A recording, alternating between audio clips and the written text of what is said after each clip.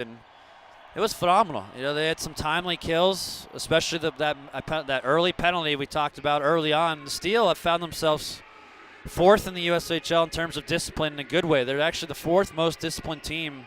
And so there's some things that are developing here. There's some things that are blossoming a bit. Like the discipline has gotten better the last 3 to 4 weeks. And having said that, like they got to keep that in check tonight. I think, as I've mentioned last night about 5 or 6 times, I mean, Sioux Falls is an incredible 96 penalties drawn in the USHL. And the team that comes second to that, 70, no, that's kills, okay. Still, let's see. So 96, 79 Youngstown Phantoms have drawn in terms of power plays. It's 20 more. And they're clicking at 26%, more importantly. It'd be a different thing if Sioux Falls power play was toward the bottom of the league, but you gotta stay out of the box. You gotta be disciplined. I don't want to see any penalties in the offensive zone unless it's going to be a 2-on-1 or a 2-on-0. There's the Bison, Matt Coronado. It's great seeing him, but point being, no, it's everything's. You could say anything. Like last night, Sioux Falls could say, well, if we didn't allow that shorthanded goal, we would have had 2 points in regulation. And then Sam Caulfield saying, well, maybe if that puck didn't slip by, or right, there's a million ways to point the finger, but the game is a game of inches. And so for me, there's 3 things: discipline, your start, and how you're going to respond here tonight. Because I do think that this is a character game for the Steel. And, you know, without looking ahead, you got 3 games next week, 1 on a Wednesday night in Green Bay, all on the road against actually the other team in the West that's right in the rearview mirror, breathing down the neck of the Thundering Herd, the Fargo Force, at 11-6 and 1, just 2 points behind in the Western Conference. And, you know, Sioux Falls, they say, hey, we're going to give it our all night. We got this in the tank. We're going to go home happy. Let's go home happy. So I'm really looking forward to this game. And this is a really cool, a creative idea here that the organization has. So without further ado, we have a special presentation at center ice here from the Fox Valley Farewell Tour. PA Jim Leo. We have the Chicago Steel starting lineup. It's the Herd Steel, round number 3. These 2 teams commencing at the Fall Classic in Pittsburgh on September 18th. A 5-1 Steel win last night. Sioux Falls coming back, scoring in the 3rd period after allowing that shorthanded goal and a win in overtime. What story will we have tonight? We will find out in just a few moments on the Steel Broadcast and Audio Network. Another goal! Sam Lifton!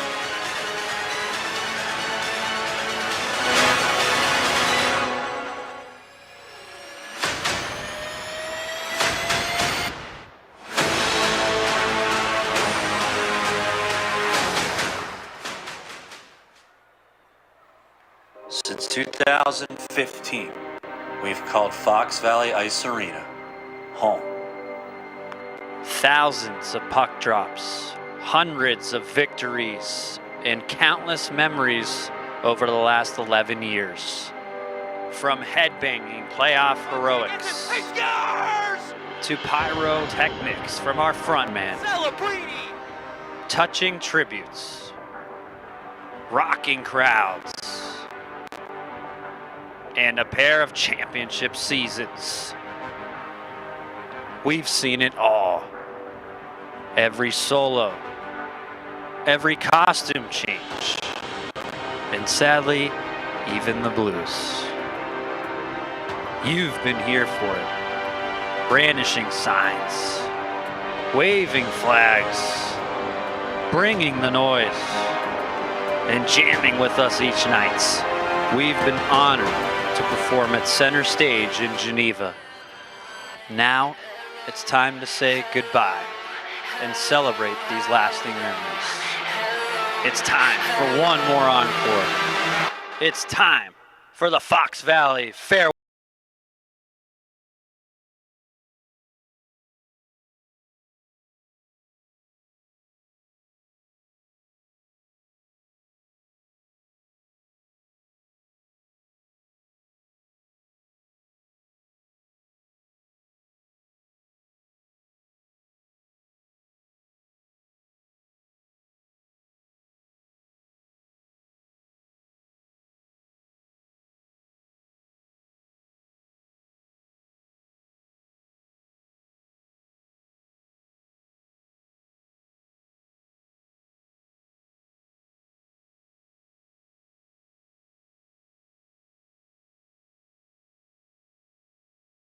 Please welcome your Chicago Steel!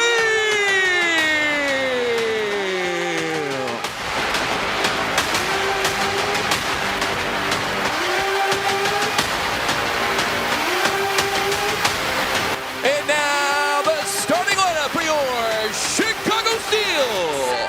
Between the pipes and goal, number 35, Rui Felicia. On defense, number 20, Marco Cernisha. And on defense, number 10, Jonas Kemps. At left wing, number 4, Nate Charlton. At right wing, number 18, Timo Kazda. At center, number 11, Ashton Schultz. The equipment manager is Quinn Kennedy. The trainer is Zach Meyer. The director of performance is Joey Bauer. The manager of hockey operations is Peter Goldman. The assistant coach is Mike Motto. The associate head coach and general manager is Tyler Haskins. And the head coach of the Chicago Steel is Scott Gomez. Fans, at this time, we ask that you please rise and remove your caps and turn your attention to the Zamboni entrance. Presenting tonight's colors, please welcome Pack 340.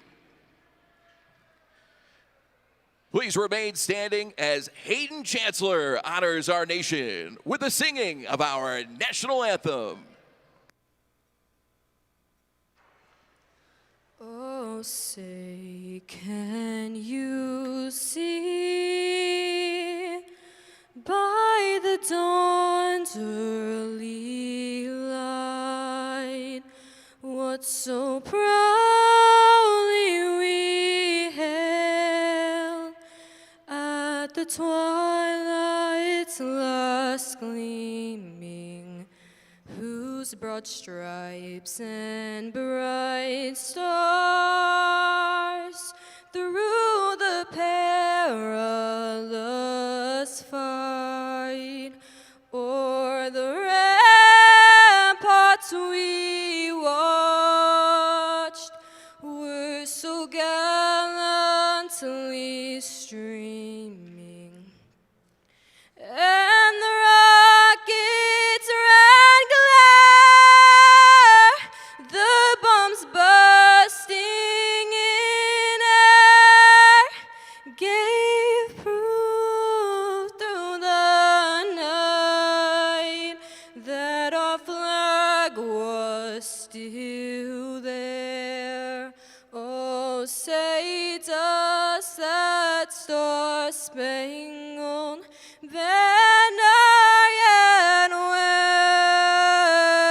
wave o'er the land of the free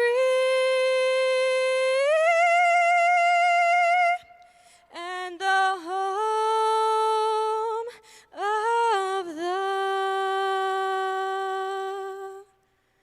brave.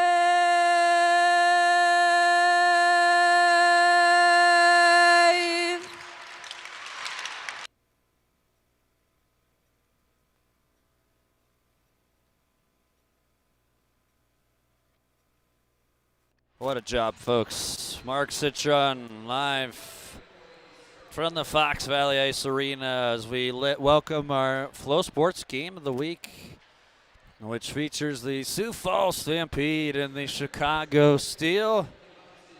Once again, everybody, Mark Citron with you.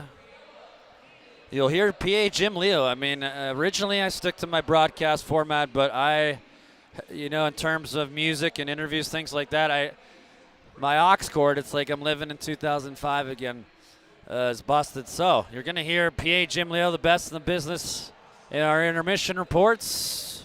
Third meeting between these two teams, and if you're just tuning in, Sioux Falls sitting pretty at 12-6-1 in the Western Conference, concluding their 8-game road trip this evening. And it's the Chicago Steel sitting at 10-8-1. And these special jerseys, which will be available online, thanking the Illinois Aviation Academy, they'll benefit Breakthrough T1D. And T1D accelerates life-changing breakthroughs to cure, prevent, and treat type 1 diabetes and its complications, and helps make everyday life better for those who face type 1 diabetes. So special stuff as we have a ceremonial puck drop again at center, and the goalies will take it away. All right, Sammy, drop that puck. Thank you, Sammy, from Illinois Aviation Academy, and happy birthday, Riley. All right, happy birthday, Riley. Round 3 between these two. As the Steel look for a W, they've lost 4 straight, 0-3-1 in that term, losing in overtime yesterday. As this evening, once again, it'll be for the Herd. Leonard's Feldberg's Latvian native getting the call in the cage. 9-12 save percentage, looks sharp. Steel would like to execute a bit more in what Scott Gomez said in that post-game interview, trying to crash the net, get in pucks, make his life, make it misery. Louis Felix Giroux for the Steel was not in the cage last night. Good to see him back, a 7-5 record. His numbers do not tell the story. As his last win coming on the 7th of November against Omaha Lancers, stopping 13-14 as Ashton Schultz squaring off, pulled back by Nate Charlton. We're underway. And the Steel trying to control the puck in the neutral zone. Grimes, though, in the neutral zone will take it back. Talked about the importance of having a good start for the Steel. As the puck is turned over in the Chicago end zone, thrown through the goal mouth, and Grimes will reload near wall. Matthew will skew it behind the net. Cooper Soller, as I mentioned, in rookie scoring now, amongst 4th in the USHL. 3 skaters are in the top 4 in the USHL in this hockey game. James Scantlebury for the Steel has 13 points as the Herd will make a change. 45 seconds in this one. Thanks for tuning in, folks. Hope you're having a fabulous weekend. As in the neutral zone, we'll get to the jerseys a bit. I want to explain them some. As some pink and neon shading, but Aiden Dyer looking to swing it into the offensive zone. And Dyer got it back to the right side by Manisaw. Past the right point, Callback fake strides to his left. He'll pass left, wrister on the way, deflected off a twig there of Jake Prundy of the Herd, who's been a really, really impressive rookie defenseman for Sioux Falls. I said it last night, he reminds me a lot of Ryan Ufko-Bibes, who's a professional with the Milwaukee Admirals. He's a prospect for Nashville. Sort of has that undersized build. Very smart player. Looked really good defensively, I thought, last night as well. Herd over the Chicago line. Montyro, J.J. Montyro. Looked like there Brock Schultz may have gotten away with one, but a little check from behind the Steel zone never hurt anybody, and it's cleared by Chicago, and that is an impending icing that just cleaned off at the last moment here. By the way, Stuart Carruthers, Kevin McManus, our officials here, AJ Kofstead and Robert Taylor, our linesmen here. And there's a nice check, Spagnolo. Had a couple of those last night on Brent Solomon, the Red Wings prospect, going to the net. I like that. Zach, he came in the game, had a few big hits last night, and I like to see that. I'd like to see more of it for the Steel. I mean, the compete's there, and for this club, it's been kind of how can we consistently put in more efforts like that. And there's a way to do it. Just play hard in front of your goaltender. That's a minor detail that's very important. No score, 17:58, period 1. Hope you're having a great weekend, folks. Steel in the outlet pass, stuffed like the turkey next week in the United States, as this is hand-eye batted. And I think they're going to have a neutral zone face-off. We'll tell you where. With 17:49 here in the first period, no score. Well, for the Steel, I guess every broadcaster is different. For example, my buddy with the Phantoms, Matty Lipzak, would say he judges jerseys based on what his vision is. But I'm saying how the look is. And so I do both. But for the Steel, I think it's a really creative, cool thing, and obviously benefiting what matters in life, helping type 1 diabetes. But here's Kanainen shot as Yohei got it off, Steel the other way. Aiden Dyer trying to find some seam. I will give Sioux Falls the credit. They've been able to play a tight game defensively as well. Steel had the better chances last night, but ultimately I still like the way they play. They play hard on pucks. And, big check there. Dyer just took it from Dane Sorensen, who was suspended yesterday, and he's back in the lineup. And that's exactly what the Herd can bring as we get an offside call on Wade Weil. 17:08 in the first. And again, we're not even 3 minutes in the hockey game, but that's the type of stuff. I want to see that. I know Cole Tuminaro had a big hit in the neutral zone, but it's easy to lay off that stuff once the initial adrenaline goes off. But the desperation, the hunger for the Chicago Steel here this evening. No score. As the Steel D to D above their own blue line, cough it up. J.J. Monteiro got it back twice. Puck shifted to Chiro's right and is brushed on the far boards by the captain, Joseph McGraw. McGraw playing a little give and go behind the net with Logan Rinkowski. 9 of Rinkowski's 11 goals coming on the power play, but shot to the net, stick on puck there, Jonas Kemps, as we get a whistle stoppage of play. Well, these jerseys, so we also thank Illinois Aviation Academy as the, once again, benefits breakthrough T1D. Just trying to, let's see. So I know Alexis Abelov is in charge of our fan experience. What a phenomenal job she does. Jersey features a black base with clashing pink and green colors. I want to say it's like a neon. And it's like hot pink, the highlighter pink on the side of the jersey. The colors are separated, and Chicago Steel painted on the Wizard of Oz type of theme. Wicked. All behind the net, the Herd. Again, looking for the first goal here, this one, Grimes. I mean, as I mentioned yesterday, I have not played a home game since October 26th. As McGraw looked like it hit the official or partition on a pass, and Schultz the other way. Ashton. Oh, high stick. Ashton, they got it. And it's been an interesting season. Ashton hasn't been able to catch a break at times, but it looks like new systems, things like that. Talked to him last weekend about it, and he handled it like a pro. I mean, he really has, and it is interesting to watch. At least, like you look on the rushes for the Steel, looking for. You see three. If you're watching, you see three white sweaters in the picture, but where's the support? And Ashton coming off a lot of 2-on-2 rushes, a lot of rushes like that, but when you're looking for offense, that's how you're one and done in the offensive zone. You got to have guys on the same page here, and I know Schultz has been on that page, but unfortunately, working extra hard, trying to make a play, takes a high stick. And 4 minutes in this hockey game, you get Sioux Falls in the power play, who conceded a shorthanded goal yesterday, but are operating at least in a top 5 role in the USHL. Went 0 for 3 last night. And as I mentioned, this is their 7th power play of the season. Only Youngstown, 77 coming in tonight. It's second in the league. It's unbelievable. Herd set up shop. As Rinkowski's got, as I mentioned, 9 of his 11 goals coming on the power play. Around the far side, Prunty to the net, fought off Tuminaro. It's arched into the left corner as Solomon guides it. Schultz behind the net, elbow grease area. Solomon from Rinkowski, turnaround shot blocked. Solomon from Tuminaro doesn't get the puck. As Macrina, the dancer, Joey Macrina.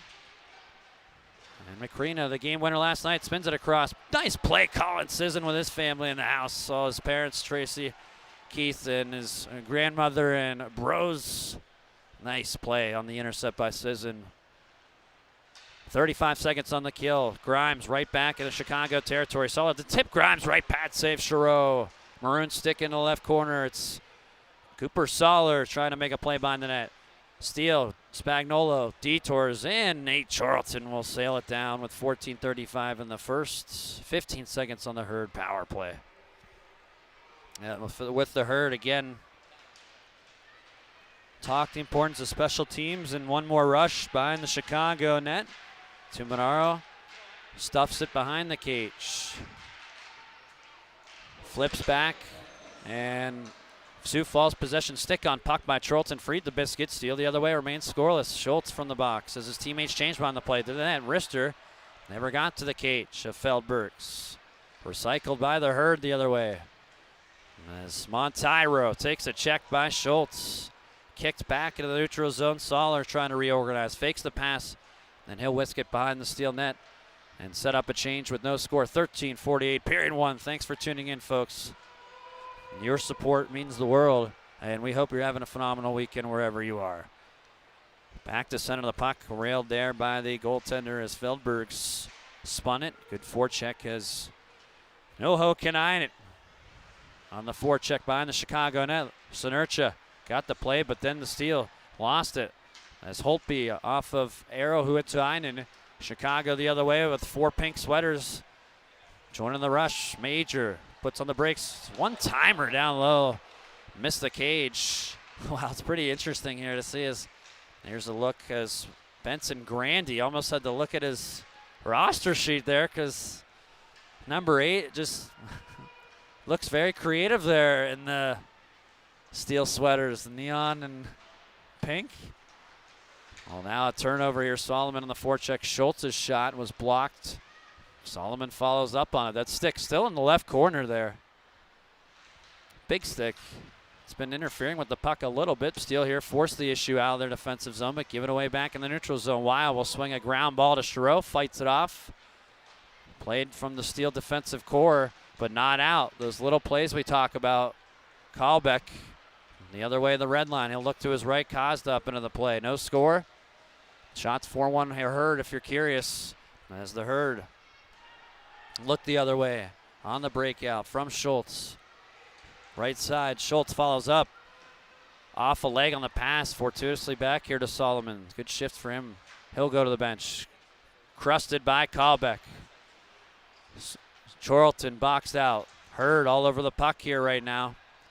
Steele looking to weather a bit of a storm as the forecheck nice and thunderous for the Herd. These two teams meeting in the Clark Cup final 2000. Wow. It was 18-19. Winning in this barn. And so for the Herd, some history here. Here the Herd setting up Zacco in the right circle. Intercepted Charlton. Great prowess defensively as well for Nasty Nate, as I called him last night, scoring his 3rd goal of the season. It's D-2-D for the Herd with no score, 11:29 in the first. And here comes Betzel, the former Steel forward for 29 games for a span of 2 seasons. On the forecheck, Soller. Shot off a leg there of Tuminaro and wide. Far wall. Sioux Falls dictating the pace of the hockey game right now. Tuminaro looks to stroke it ahead. Gets it out of the blue paint, but in that neutral zone, we've seen the Herd just have some good puck support so far.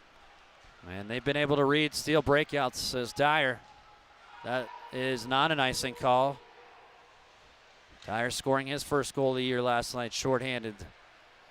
Right now, Herd, 1 and done again on the Steel offensive flow. As this could be an icing against the Stampede with 10:44 in the first. Well, similar. Last night, it was like, okay, the first 10 minutes were like almost like this. I think the Steel have been stronger defensively, but the Herd are dictating the way the game's being played. And that's, for me, I'm not going to say, oh, that's not good. It is not an encouraging sign, but you look at all the people coming into Fox Valley faithful here. There's been some good pace of play, but again, the Herd have been retrieving in their defensive zone. They've been the ones dictating the pace of this hockey game. So Steel haven't really conceded big chances, having said that, but you got to start, as we mentioned in the pregame show, finding some flow. No pun intended for our viewers on flow. Shot off the hop save. Feldberg's a no hop on the scrap, and we'll get the whistle at 10:41 to play here in the first. 0-0, our score from the Fox Valley Ice Arena.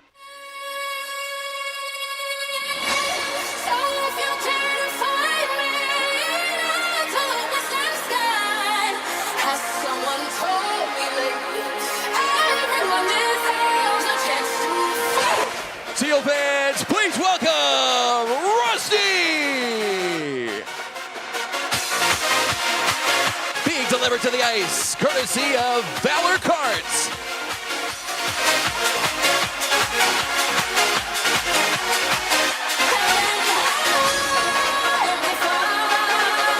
Valor Carts brings the energy every mile of the way. Experience bold performance, modern style, and street legal freedom, all 100% electric.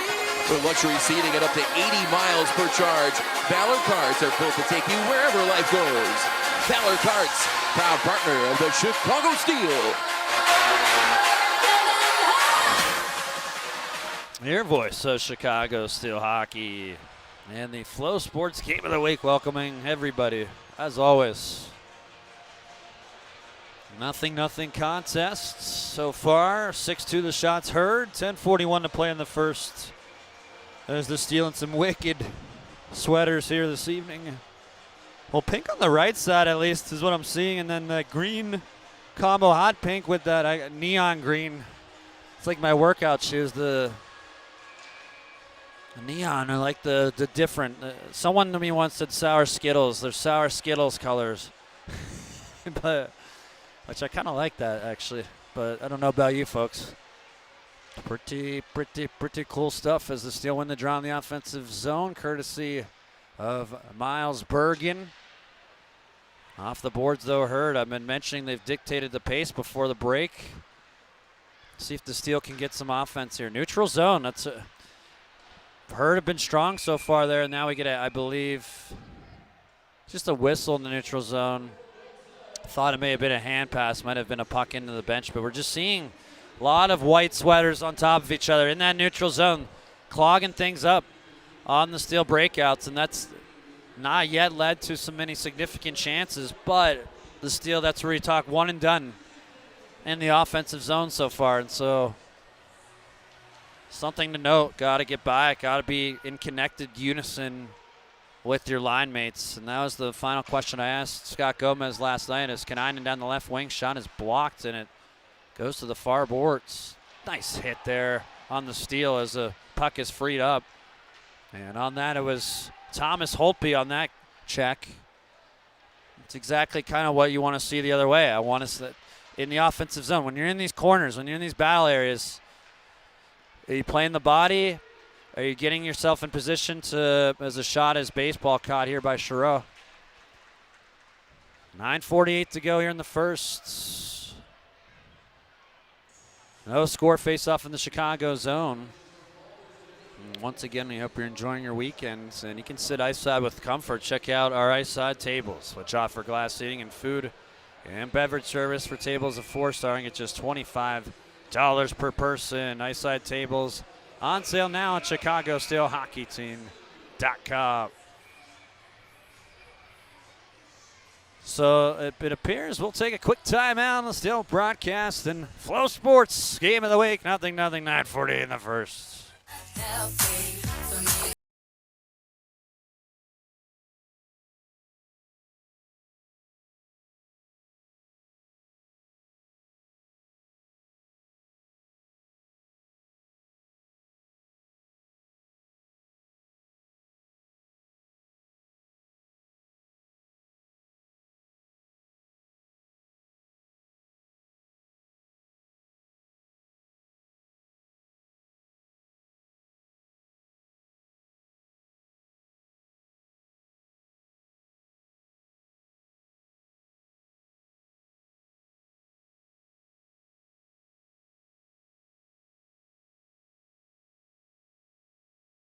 You are tuning in to the Flow Sports game of the week. Mark Citron, voice of the Steel, bringing it to you.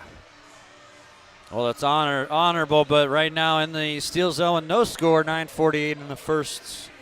Chicago looking to prevent here. It's been a great start for the Herd. It's just right now, the Thundering Herd win the draw. Bongo from his defensive partner, Noah Manasaw, and a shot to the net. Popped up, fielded by J.J. Montyro. Back to Manasaw. Bongo shot. Not close, maybe a pass is on his backhand. Montyro, spin shot from McGraw, hit the side of the net. The rebound went wide there from Bongo, far side. Hurd sniffing around here, thrown to the front of the net, and Giroux will clamper down the loose puck. As we'll get a whistle and stoppage of play, and you see these beautiful sweaters. Very wicked. You can check out and bid on them at www.chicagosteel.com. As both teams will make a change.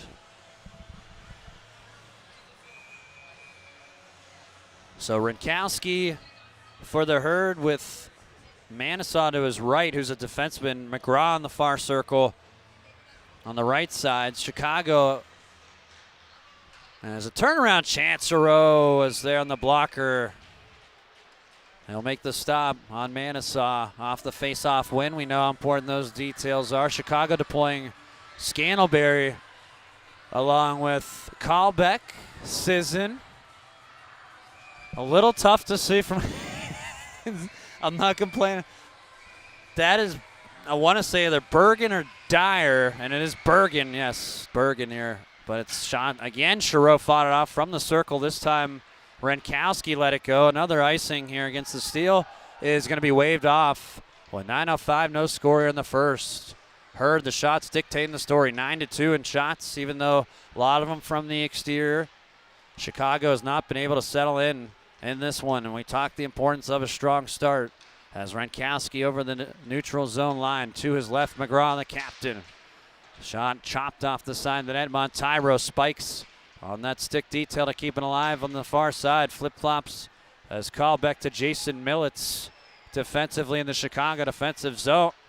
And eventually hoisted out Scantlebury, fending off McGraw as it's fetched by Prunty.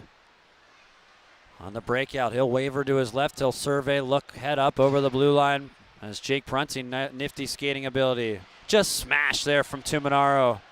As Tuminaro freed the puck up. More of that, please. Steel blue line, Tuminaro, and then lost it, and he tripped Macrina. And it's going to be a call against Chicago with 8:05 in the first. So is this for the Steel, be the second kill of the hockey game, and he knows Macrina is not just an elite dancer. This kid apparently, in his prospect profile years ago, he can dance to anything. He said old school, sriracha, hip hop, everything. And he's a fast player. He's an athletic player. He drew the call. The turnovers so far in the neutral zone have been a problem. The Herd have been ready for that Steel breakout, and they forced plays. They made plays, and now it's Prunty to that save. Rebound off Spagnuolo. Batted at, and Chiro made a stop right there. Possession still with Brock Schultz in the left corner. Solomon squeaked out, and then it's Colin Sisson wiping it down.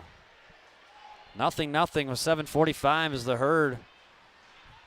Their fifth-ranked power play here in the USHL. Prunty sidesteps to his right.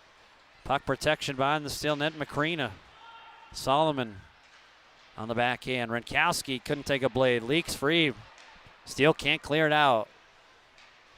Solomon down low. Renkowski dodging traffic. The official included. Up the boards. Thrown to the net. Chipper. Turnaround chance. Macrina shanked it. Steered down by Aiden Dyer as him and Costa to the bench along with Franku and Spagnuolo on Gockler, Callbeck, Millet, and on the puck carrier right here is Kudrick for Chicago. 55 seconds on Tuminaro's tripping call. Right through the logo at center, Zacco. Playing catch with the former Steel forward, Ryder Betzold. Nice check there, Alex Callbeck. Cleaned down by Luke Gockler. Back at it again, take two. Sioux Falls man advantage looking for the 1-0 strike. Betzold puts on the brakes, left wing side. Montyro fakes the shot, opens up the seam. Zacco shoots, big stop, Chiro. Puck to the left point, halted by Grimes. To his left, Montyro, a little give and go, score on the one-timer. Joseph McGraw, the captain, makes the Steel pay. And the Herd strike first, 1-0. Well, that was a pretty passing play right there, and McGraw on the one-timer, who's wearing the 8 night, had to see on yesterday. Kind of a wedge play we talk about with Montyro starting it all, and about 10 feet less in front of him, the goal scorer. As McGraw went to Zacco, opened up the left to right, back, that wedge triangle sort of look. And no mistake there in a wide open net. And for the Steel penalty kill, still shades of looking so much better. But as we talked about in the pregame show, you cannot take penalties and keep doing it. And the Herd have had a phenomenal start tonight. We also, looked like a coach may have taken one, and might have been Ryan Carruthers. And the Herd bench is okay, luckily. We've seen a lot of those this year, and it's got to hurt. And Brandon Wildong, Ryan Black also on that bench area, because the Jumbotron actually cuts me off of about at least half the bench. So Ryan Crush says, "You okay, pal?" Yeah, I can see a smile from up here. 1-0 Herd, 6:07 in the first. I'm glad he is okay. the shot's 12-2 Herd. That's just all you need to know about this first period. Steele in the offensive zone looking for something, and they got Schultz. Shot blocked toward the net. Montyro got a piece, I believe. Defensively on the coverage, Manasaw as it goes back in the neutral zone. 5:55, period one. And Schultz might have a 2-on-1 Costa rolling into the net. One-timer, big stop is made. Feldberg's on the left pad. That's the best chance for the Steele easily of the first period. Costa not done. He go west coast to Schultz, far wing. Fakes the shot, cuts in, shoots. Big save the rebound is clampered on by Feldbergs. Oh, that's two great looks right there. And once again, Doctor, more of that please on the RX. Schultz made it look easy the second time. First chance, Costa waits out the defenseman. What a pass, what a save. Just the tip of the left pad there. Feldbergs makes the save. Good response from the Steele with 5:36 in the first. 1-0 Herd, but this is once again why you got to come out of the gate with an on-time departure. And, you know, the coaches might say that's on us, but you can lead a horse to water. Can you make it drink? No. Face off in the Herd zone. A lot of hockey still to go in this one as Nate Charlton wins it back. Aiden Dyer in the battle areas as he's gripped up behind him, tangled up as Weil sticks with him. Dyer tweaks the pass, and Macrina. Shot from Weil is fought off there. Chiro. Schultz gets a check there in the Steele defensive zone. 1-0 Herd. As the Steele looked to set it up in the first, Charlton peels it on the outside to Kudrick, goes across to Monaro, stripped Solomon. Back to the Herd it goes. It's the one strong area in that neutral zone, that area the Herd have just been able to get pucks, and now a big rebound on the neutral zone shot. Another chance on the turnaround. Solomon is denied. That's some sloppy play right there. I mean, just a shot from Macrina, hit it like a ground ball, and there is a big rebound. Steele defensively, though. We talk about just being sharp and a one-on-one battle. You got an NHL draft pick there, Brent Solomon. There's reasons why he's on top of that puck. He's got good instincts, good hockey IQ, but for the Steele, I mean, in terms of coming out of these gates, does this look like a hungry and desperate team? No.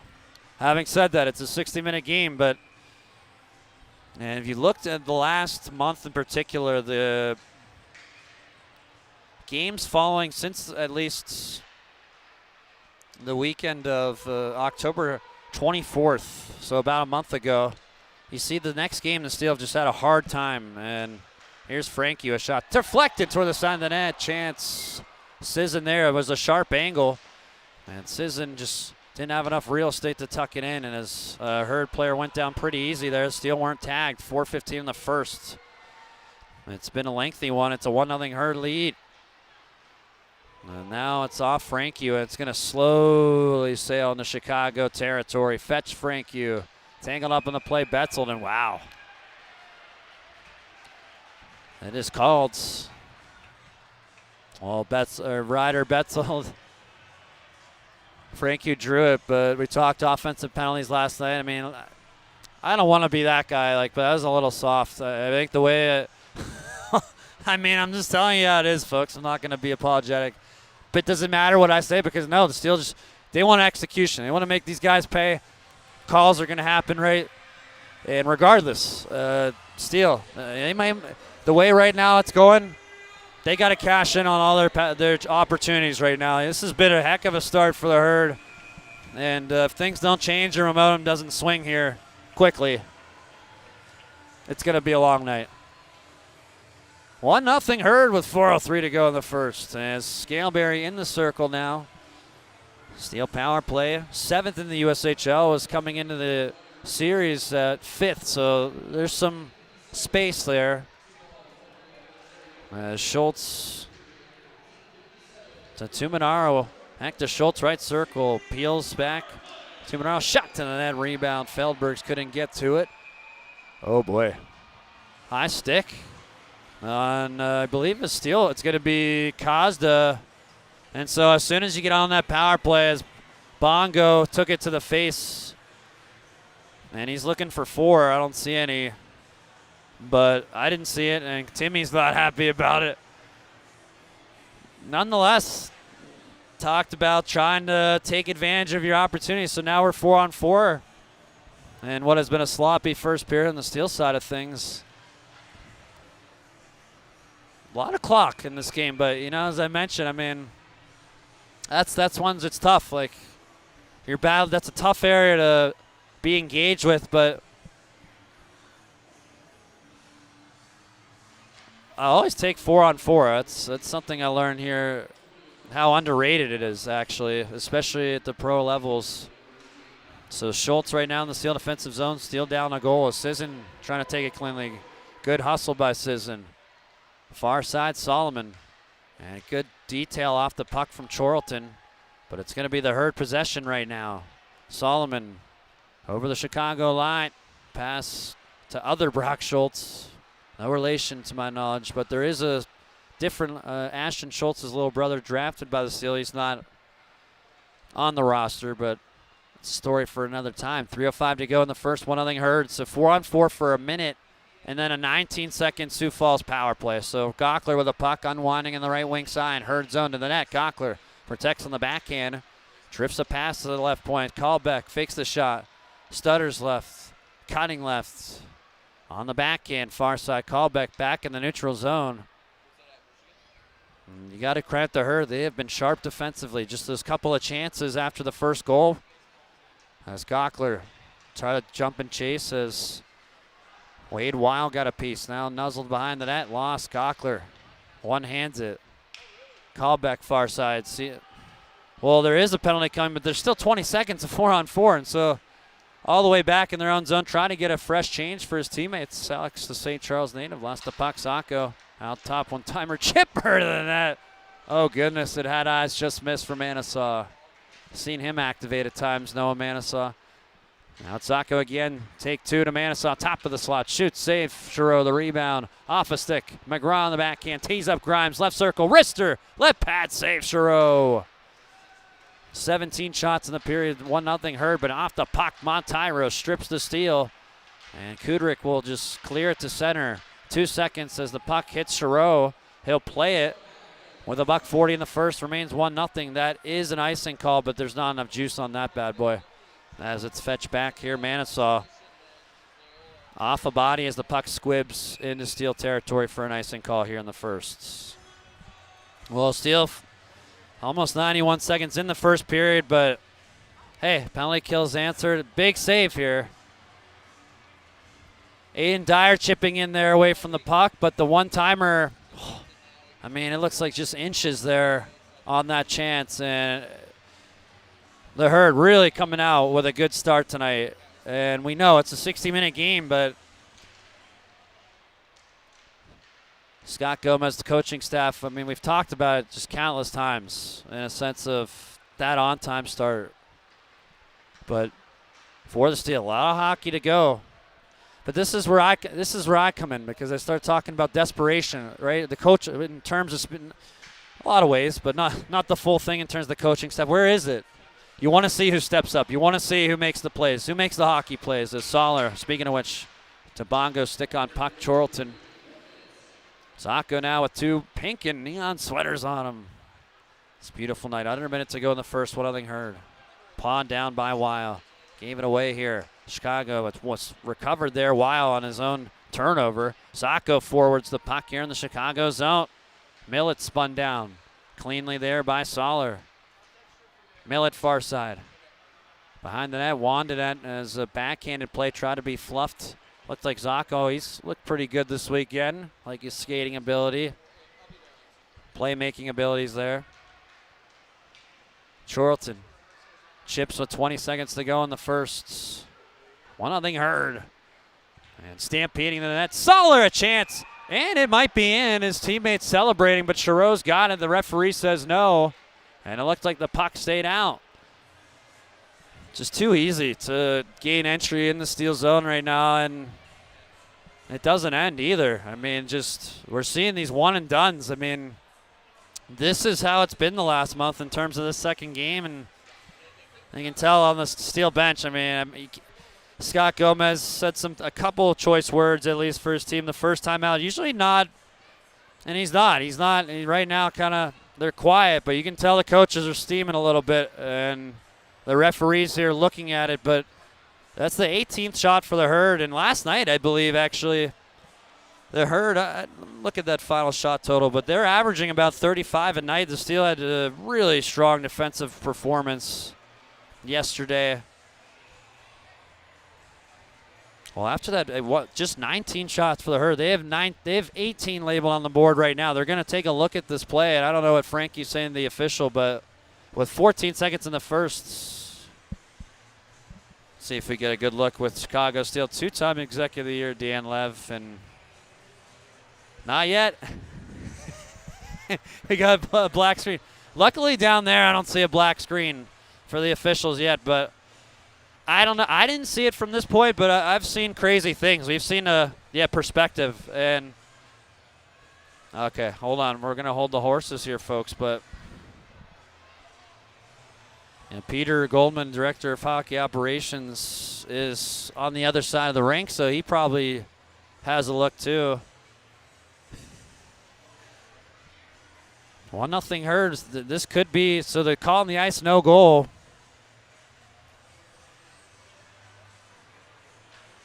But I was saying earlier, though, sometimes I've just seen things from this illusion. It's an illusion almost.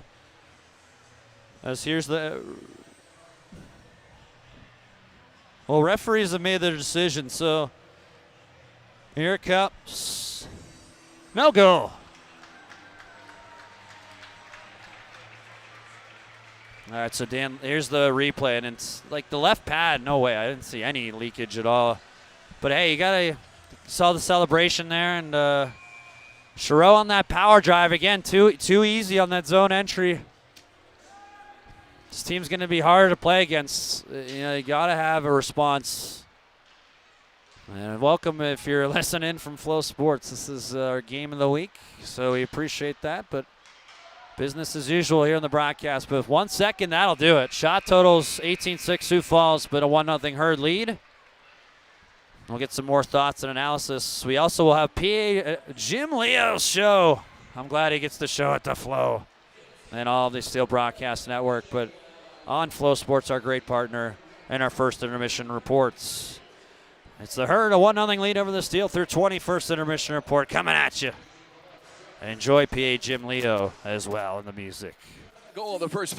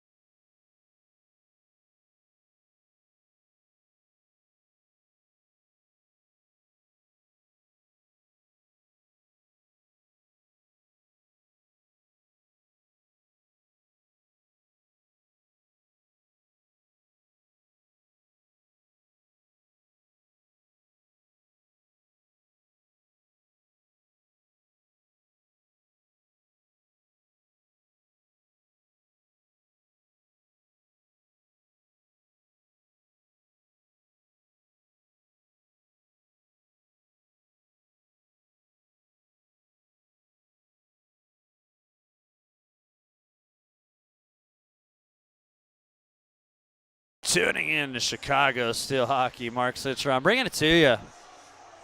And we welcome Flow Sports Nation to the broadcast. Hope you enjoy.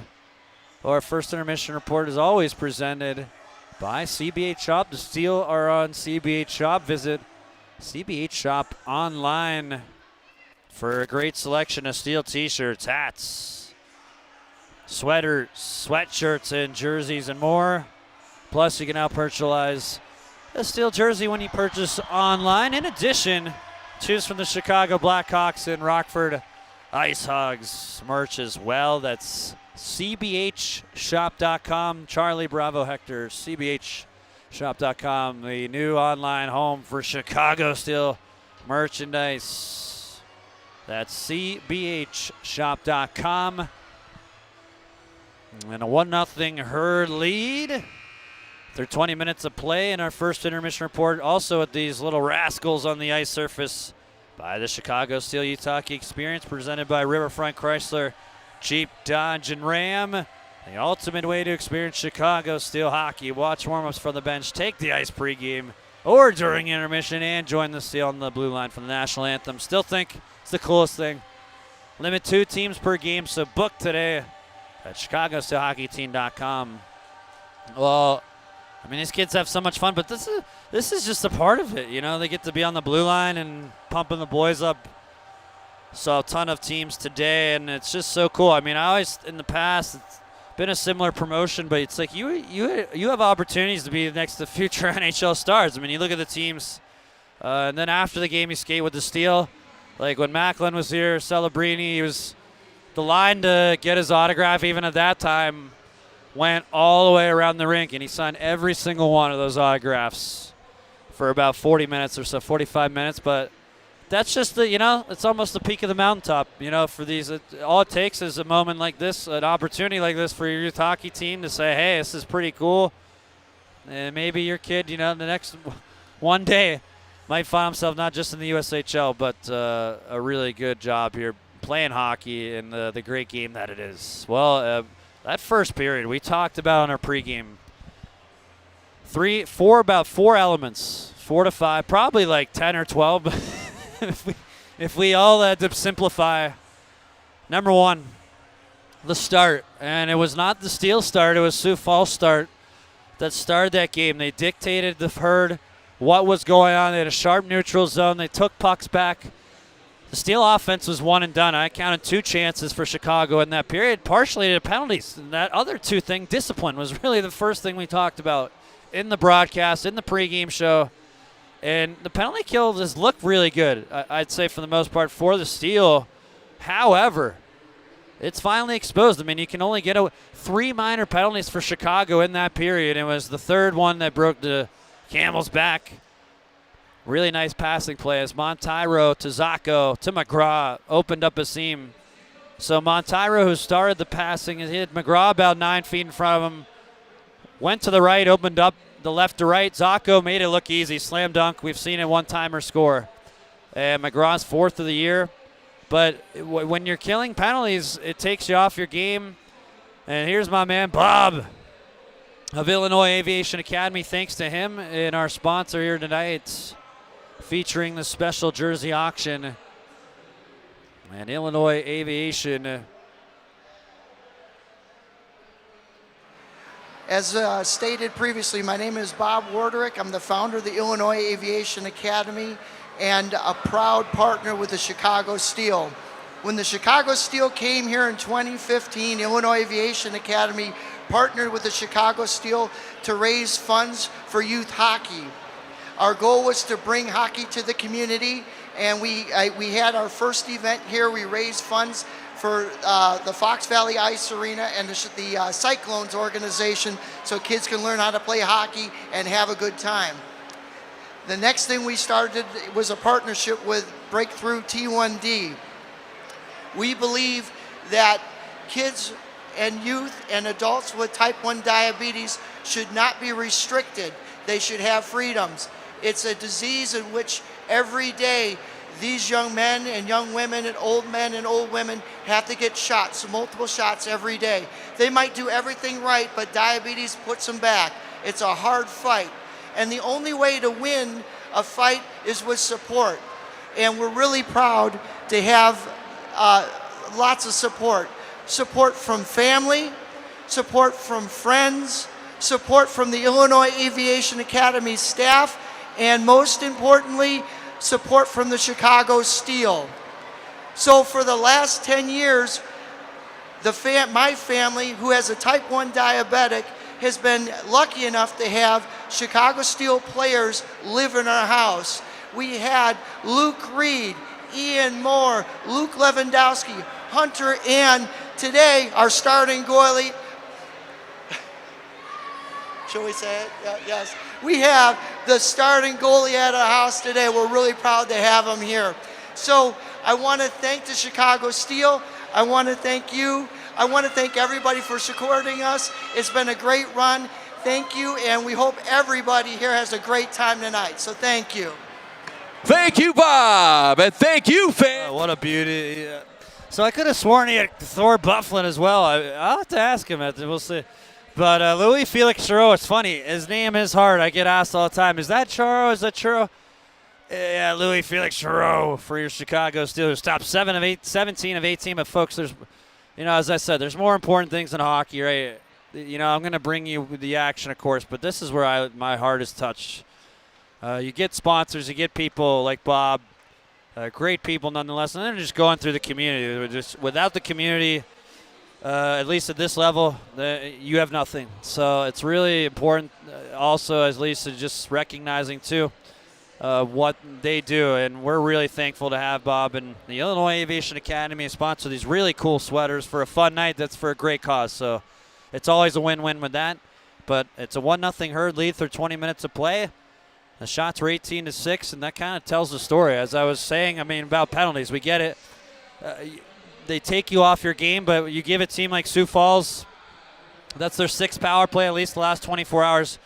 Statistically speaking, they're going to score 1, right? At least the odds are in favor of that. They're at a 27% clip, and they did score. It was McGraw from Zacco and Montyro to the steal, and the coaching staff who have preached the response of this group. Will they have a response? We'll find out. We got 40 minutes of hockey to play and a lot of fun things coming out for you. So enjoy the in-house entertainment. 1-0 herd through 20 minutes of play. Back to PA Jim Leo. Glinda attend? Is it A, Emerald Academy, B, Gillikin College, or C, Shiz University? C. They're going C. I like the sound of that. Question 1, correct. On to 2.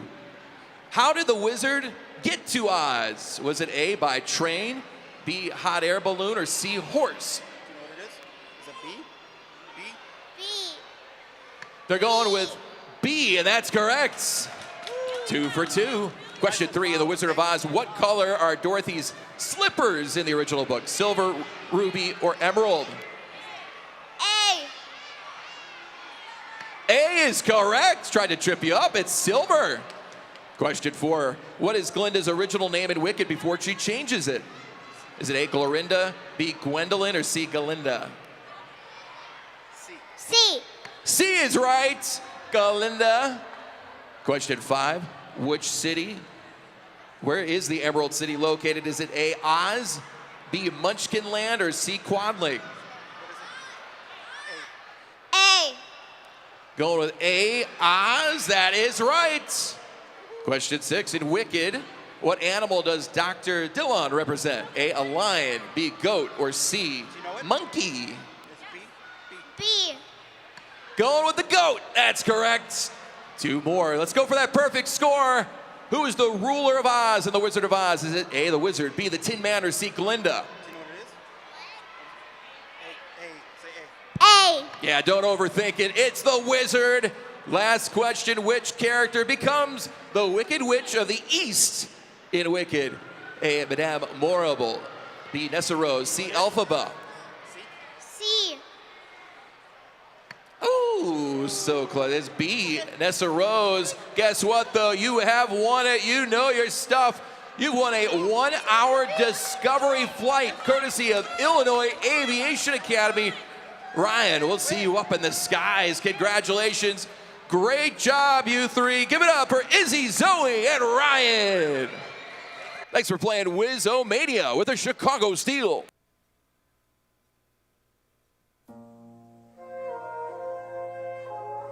Heal faster, recover smarter, and train harder. Invictus Health and Recovery proudly serves the Tri-Cities with chiropractic care, massage therapy, sports and surgical rehab, personal and group training, IV therapy, and more. Find Invictus on Instagram or visit their website to learn how Invictus can keep you feeling your best. And wrapping up our first intermission report, a 1-0 Herd lead here. All right, out of town. As they say in Youngstown, Pittsburgh, out of town scoreboard. Let's see. So in the USHL, we do have Madison a 6-0 win, or up currently 6-0 in Plymouth against the 17s. In the third period there, Lakin 1-0 in the early third period over Tri-City. Battle of Nebraska's. Sioux City in Iowa in Des Moines. It's a 4-3 Musketeers lead early in the third period. Green Bay, who the Steel will be playing Wednesday night before U.S. Thanksgiving, a 4-0 lead over Omaha. Muskegon 3-0 over Cedar Rapids. Cedar Rapids beating Muskegon in regulation yesterday as Muskegon off to a hot start. 3-0 Miss Lumberjacks after a period of play at the Stable. 1-1 between Fargo, who the Steel will be visiting next weekend, and the Force in Waterloo through a period of play. Youngstown and Dubuque scoreless were early in period 2 in Dubuque, Iowa. Once again, Herd a 1-0 lead. We're 100 seconds away from the second period on Flow Sports and the Steel Broadcast Network right after this. Shoots and scores. Attacking the Lala.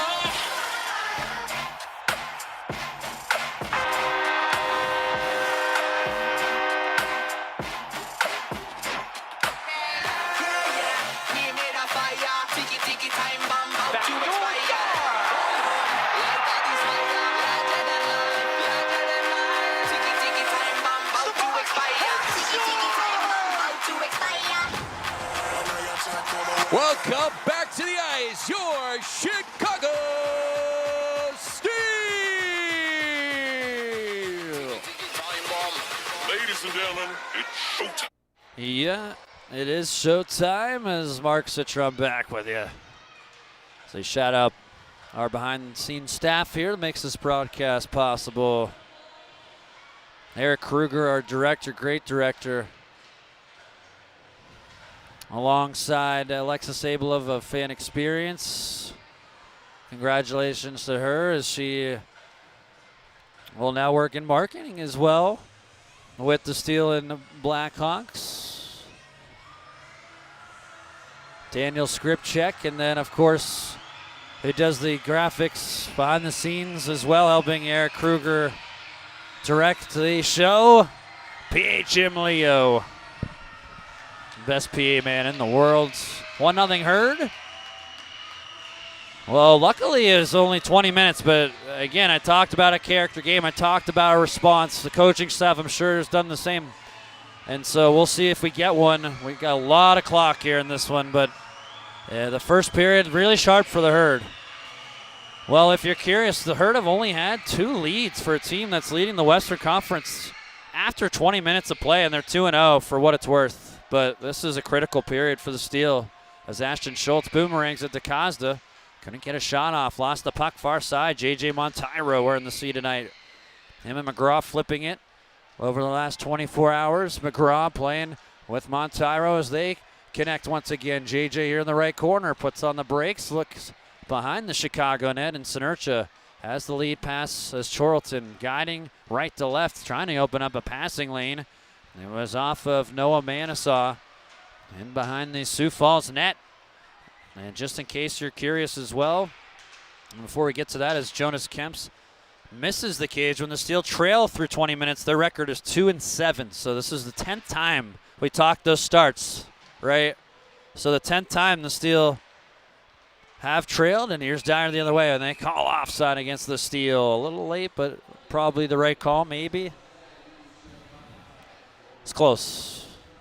we get the whistle. And so now, again, I talk about like what I was preaching, a hard start where you want obviously a fulfilled 60 minutes, which you got, I thought, 50 yesterday, right? So this is just a new opportunity here. But there it is. I mean, you've trailed 7 times. Only the United States, who's 0-8, has trailed more.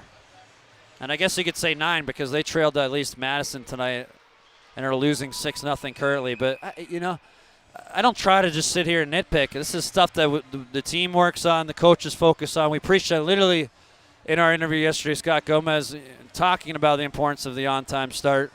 And not even the Flow Sports game of the week. Aux cord's burned out, so have to get another one of those because we talked, at least in our interview, just about the importance of that and how different this team really is. As Sisson is tripped up, and the offensive zone will play on. But, hey, Louis Felix Giroux, 17 of 18. A lot of those from the outside, but still now playing defense as Solomon on the zone entry snaffles a shot. And the glove save from Louis Felix Giroux. His 18th of the evening.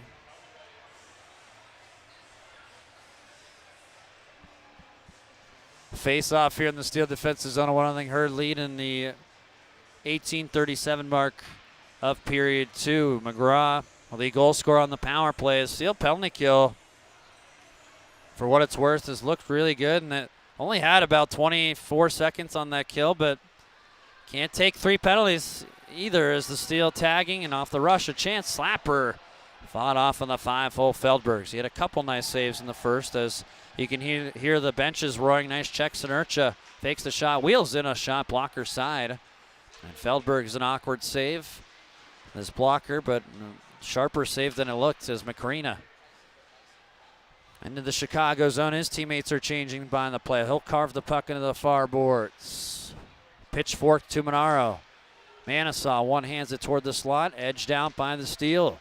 Brady Kudrick and Benson Grandy on the coverage. Major pinball right to Grandy and tight. Big stop.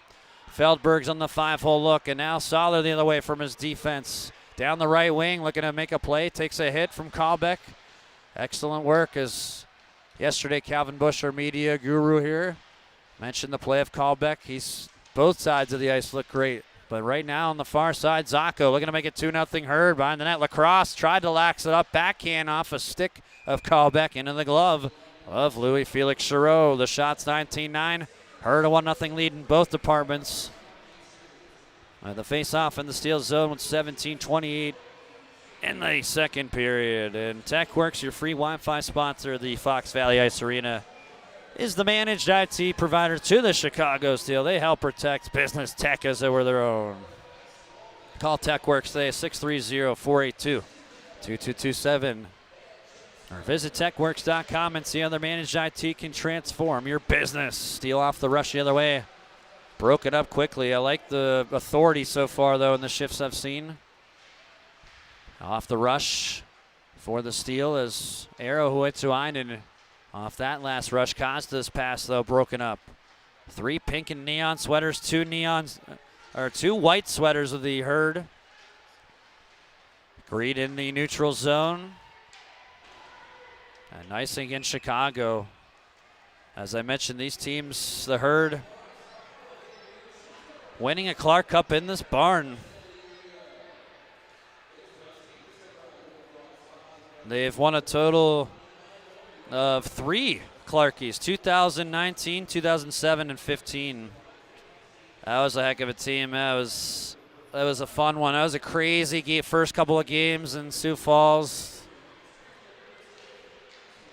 Current Steel alumni, at least, to go back to that year in a moment. I want to get Sioux Falls too because there's some decent players as Charlton Steel entering the offensive zone down by 1, but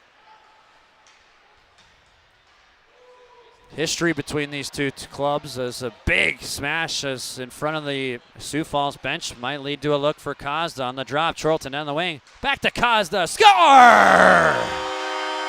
Timmy Cosda.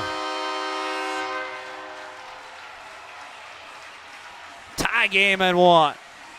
Well, obviously a calamity behind the play, and hey, the Steel need to be engaged in that type of stuff if they're going to want, again, going the other way, making the Herd pay. I don't know what really happened in front of the Herd bench, but they're upset about it. That's how you play. Play hard and play the other way. We're tied at 1. Big response from the Steel. Well, I have a warning as Scott Gomez says, okay. Well, Wade Weil was trying to engage after the celebration, and you might see on your pay-per-views package screen or your free Flow Sports Game of the Week. Very brief, but once again, here's Cockler off the rush, rushing in. One-handed save, Feldbergs. And all of a sudden, that momentum to the Steel. Gockler takes it away on the backhand. Gockler thrown down by Holtby. Behind the net, though, Dyer. He's thrusted off the puck there by Grimes. Still turned over by the Steel, turning up the heat here in the second.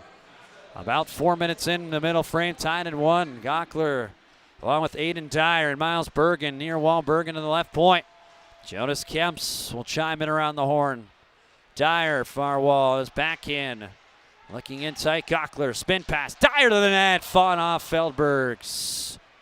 Shots 20-11 now.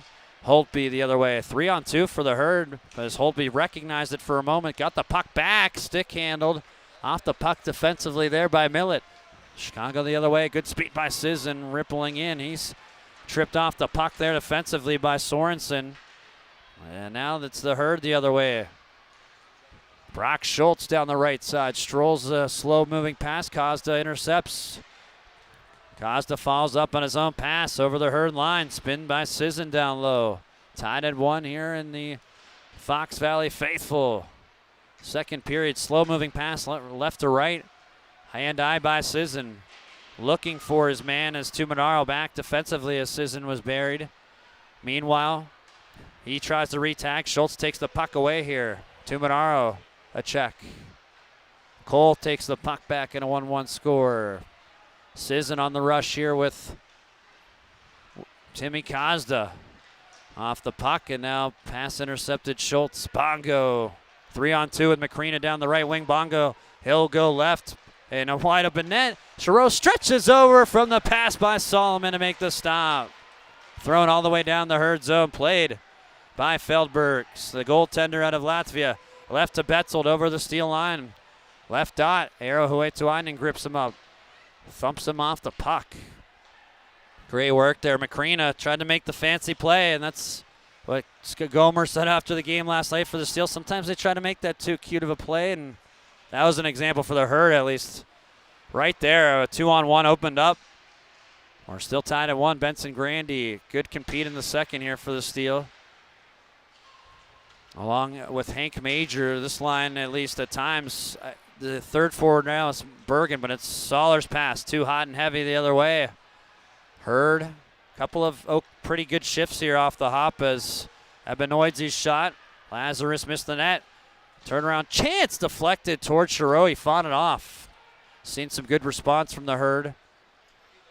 As Chicago looks to exit, Bergen hits the red line, and he'll take a check from Soller and get the dump, and now a twist and takeaway. Chance save, Feldbergs the rebound, squibbing as Weil gave it away. Kudrick, great effort, scoops it behind the net. Pass toppled there by Aiden Dyer. Farboards those as defense, trying to bail him out.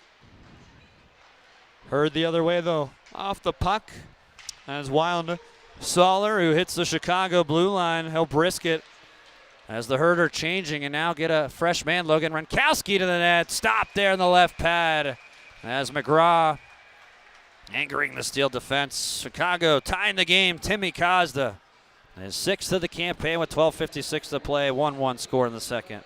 Juicery, our contestant Nick will be taking on number 5, Alex Callbeck, to see who can identify the most correct ingredients in an Extract Juicery smoothie bowl. Now, Nick has already tasted this delicious smoothie, and we've listed on the video board here. Let's see, how many did you get, Nick? He doesn't really know yet. Let's see here. If you can guess how, it looks like 2 correct. Now we're gonna see how many Alex Callbeck tasted. Let's see how many he gets correct. I think there's acai, almond milk, dragon fruit, some golden berries, and then maybe a juiced carrot. Wow, Alex got 3, you got 2. I'm sorry, looks like you are incorrect. But just for playing, we're still gonna go ahead and elect that buy one, get one free smoothie bowl offer for all Steel. You are listening to Chicago Steel Hockey. Mark Citron bringing it to you. Tied at 1 faceoff here in the Chicago zone. Shots with 12:56 in the middle frame. 22-16 or 14 favor of the Hurt. Well, Steel much better here in the second, getting that tying goal, but more importantly, playing the right way. Here's Kazda who got it. Left to Millett. There's Chorlton. Down the left wing, will breeze it in the left corner for Ashton Schultz. Takes a bump from Grimes, who frees it for Montyro. Rolling around the horn, back to Callback in the steal. Spatula off a skate. Tie up as a collision course with Chorlton. And Bongo leads to a Herd rush, and off the rush, some good speed from Montyro. He's got a streaker. Big stop there. Sharon, the blocker of Weil. And now the Steel might have a chance as Chorlton trying to catch up to it, but Weil just picked it up down his back. We remain tied. 12:06 to play. McGraw trying to take it cleanly in the neutral zone. He'll rip into the Steel territory. Shot blocked defensively by Sonercha. Far side. Rinkowski trying to divvy it up to McGraw. Takes a seat. Major. Good compete. Steel, though, can't get the puck. Squeaks free to the point. Played by Chiro. Love that. Now lifted through center. Sisson looking for the lead play. It's going to roll and beat out by Sisson on the icing call and the retrieval to his backhand far boards. Thrown out front. Schultz is right there. Goes to McCreena. Can't take it cleanly. He'll spike it into Steel territory on edge. Cole Tuminaro fetches. Good to see Cole out here, who was in the broadcast booth last weekend. Not that it was that. It's just better to see him in the ice surface where he belongs. Tried a lot of scouting reports, man. I'd like to hear those before the game some more. As here's Sioux Falls in their defensive zone. Solomon strolls it left. 4th round pick of the Wings. As Solomon, some upside there. Well, you can see he's a sneaky player. I mean, he's not the most flashy player, but he does the little things well. As Schultz frees it up. Big chances denied as Kananen got a maroon puck on the check behind the net. And Louis Felix Chiro with a huge save. Yoho Kananen just slick. A winger there for the Herd who's been quiet. Finnish native, and he's in the right place. Talk about that. Been the right time and a few feet out. As Scott Gomez preaches on the Chicago bench, remains tied in 1, almost halfway through this one. Snyder behind the Chicago net, the Pittsburgh native. Puts on the brakes, dodges caps now. Burrows a wraparound chance for Kanainen. Again, it's on the curtain of the goal on the denial. Second chance, and it's again an early whistle. Well, for the Herd, they're sniffing around. Still had a look from Gockler after that tying goal, and the Herd have been able to have some good shifts here. Shots 24-14 Sioux Falls, and some other great nights coming up here at the Fox Valley Faithful. Well, Friday, December 5th at 7:05, we'll celebrate the 25th anniversary of the classic movie, How the Grinch Stole Christmas, with Rusty. How Rusty Stole Christmas. Presented by the Learning Experience. Get to some more fun nights in a moment. Steel winning the draw. In their defensive zone, Colin Sisson will chip it behind the Herd net.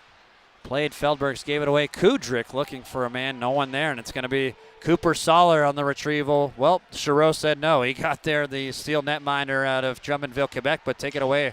Soller, stick on puck pass, Callback, great denial, and a great speed play the other way. Gockler off the rush, looking for Sisson, who was tied up on the play by Weil. Weil with a strong second period here. Off the puck, Kudrick can't get a clean touch. Those little plays, I mean, as Betzel still in his defensive zone. Herd we're changing off the play. Steel trying to get to Anthony Bongo now as he eludes traffic. 9:50 to go here in the second period, tied at 1. Red line as the puck ripped in. Soller fetches here in the near boards, protects the puck. Cooper thudded by Manasaw. Thrown it behind the net, a change direction as looking out front Zacco for Manassaw. And we get a little extra curriculars here. We'll let the officials and the Pandas sort it out. 1-1 score, 9:35 here in the middle fray. Chaos of the Fox Valley Ice Arena. Sioux fans, time for the Best Friends Challenge presented by Midwest Orthopedics at Rush.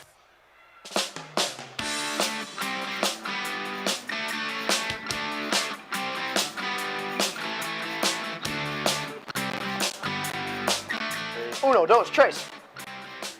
Oh! We go here all the time. I know, but come on, Chicago.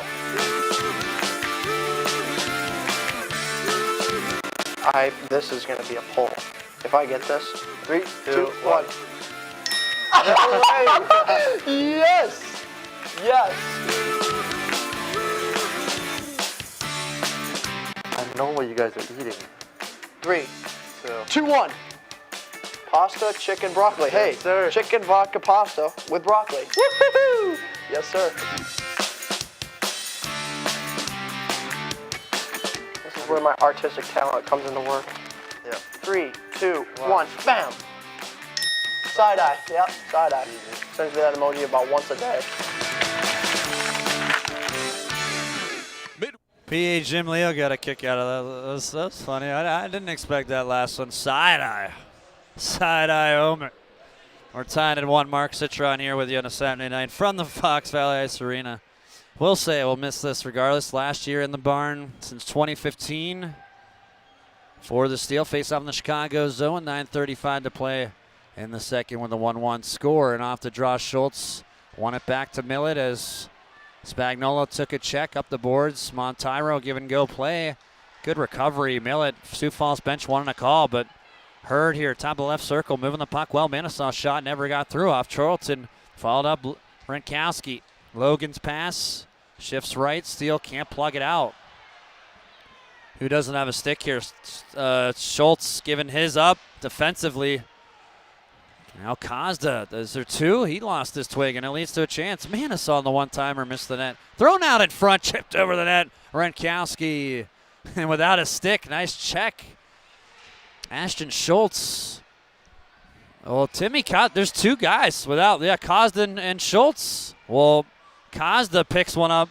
You can't, as long as one of them was, so there was that, in that brief moment there. The steal with no sticks, 2 guys. One's broken, it was Schultz, as Kazda dropped his, and it's obviously illegal to play with a broken twig, and now it's Brock Schultz developing a 2-on-1 with Macrina. Schultz swinging a miss, the puck rolled on him. Good coverage away from the puck by James Scantlebury. And it's remaining 1-1 for now. Here's Major, good speed the other way. With authority, Callback threw it off the backward pass. Charlton's tip. Stuffed wide. Scantlebury's pass intercepted by Macrina. Had the game winner last night, Joey Boy. Great sauce to Solomon. Good defensive play, Callback. Not out of trouble. Macrina follows up, swirls in the right circle. Drops it off Bongo. Shoots the puck, deflected out front. Callback calmly looks. They'll poach it ahead. Stuffed in the neutral zone. Big check there, Bongo by Scantlebury. And they say the Steel iced the puck with 7:46 in the middle frame. Shots are 26-14. Hurd score on the board that matters, 1-1. Well, much better second, but great details. In front of the net, we said it last night, flagging pucks down. Alex Callback has looked tremendous. The St. Charles, Illinois native, playing for the Windy City Storm locally in his AAA days. And hey, off this icing call, though, you're not out of the woods in a sense of, this is where the details come in the game. Zacco wins it for the Hurt cleanly. Dane Sorensen, one-timer, deflected chance. Oh, what a stop, Chiro. Zacco got a piece of change direction, and on the last moment, another save steal here on a bank pass. Forced the puck to center. 7:30 in the second. Betzel can't take it cleanly in front of the Steel line. It descends all the way back into the blue line. Grimes just trying to rampage by the Steel defense. Got by Gockler. Callback seals far side. Steel looking for a change. They park behind the net. Callback to the net. Steel tied it here in the second period after the Herd, who almost got a takeaway right there. As this one floats gently, Feldberg's waiting for it. Played it to Gockler on the far boards. Takes a hit, makes a play, looking out front. Aiden Dyer. Dyer, not much room out there. A couple of Herd players can't get to it, and now it's Kemps on the runway. Shoots into the gut of the netminer, Lennard's Feldbergs. 1-1 our score with 6:42 here in the second. It was McGraw starting the scoring in the first on that power play, the third Herd power play of the period, with about 24 seconds left on it. From Zacco and Montyro, and then in the second, Cosda is sixth of the campaign. Nate Charlton, Nasty Nate, who he's becoming the primary male at the secondary. We're tied, as mentioned, with 6:42 in the middle frame, and it's the Herd on the 50-50. Good step up defensively. Kemps has kept the puck in. One-handed Charlton far boards. Puck all over the place. Schultz bumps into a man. Manasaw playing patrol, and now with the puck is the captain, McGraw, one of them. Alternate as Renkowski. Good chance down the wing. He missed. Blocker side on the wrister. Manasaw left point. Golfs it to keep the puck alive on edge in the steel zone. Couple of neon and pink sweaters battling for the puck, but J.J. Montyro. There's a trip. We play on. It looks like one of the officials called it against Sioux Falls. Schultz looking right over this Stampede line as Costa just broke his stick. I don't want to play point next. Technically a call be interesting, because remember when Costa played with that stick earlier? It might have been a little bit of a combination of that, because I was going to say it's technically a slash, but Quinn Kennedy in his second season gets the stick back from one of the fellow teammates in the steal of the power play. And a 1-1 game with 6:02 in the middle frame. Montyro to the box. Steele on the power play here this evening, 0 for 1. They have not scored this weekend. They were just fabulous last weekend in Plymouth.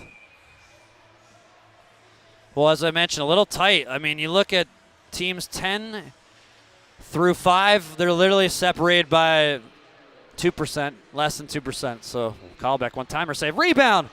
Just drizzled wide, Gockler. And the Herd looking the other way. Schultz, though, over-skated. Puck is to center. Now Gockler's tied up cleanly. Solomon on the compete in front of the Herd bench, chewing out the clock here. 5:40 in the middle frame. Puck will stroll all the way back in the Steel end zone. Steel's 59th power play of the year. The Herd, as I've talked about, they're about to hit 100 power plays. Their next power play will be 100. Youngstown was second in the league, 79. Still fascinates me. Puck around the horn, especially since Sioux Falls takes penalties too. They're second in the league in penalty minutes. Tied at 1, Steel power play right now. Sinertia outside the left circle, playing catch down low. Callback looking as a pass from Dyer. They'll rekindle. Callback on the right side. Down low, shot save, rebound twice as Dyer looking out front. Frank-Yu. One touch play. Gockler couldn't take it cleanly. One-handed back. Frank-Yu. Looks like Kudrick out there for the steal. Okay. I was going to say, it looks like Brady Kudrick. Sinertia. Down low, stick on puck. Kudrick tracks. Back callback. Sinertia, 35 seconds power play. Lets it go. Stop there, Feldbergs. Sinertia, 3 white sweaters around the puck. Can they clear? No. Gockler stepped in to keep it alive. Pass back to callback. Strides right. One-timer. Shanked up high. Kudrick. Sioux Falls bench. Stick taps galore. Looks like a save there made by Feldbergs.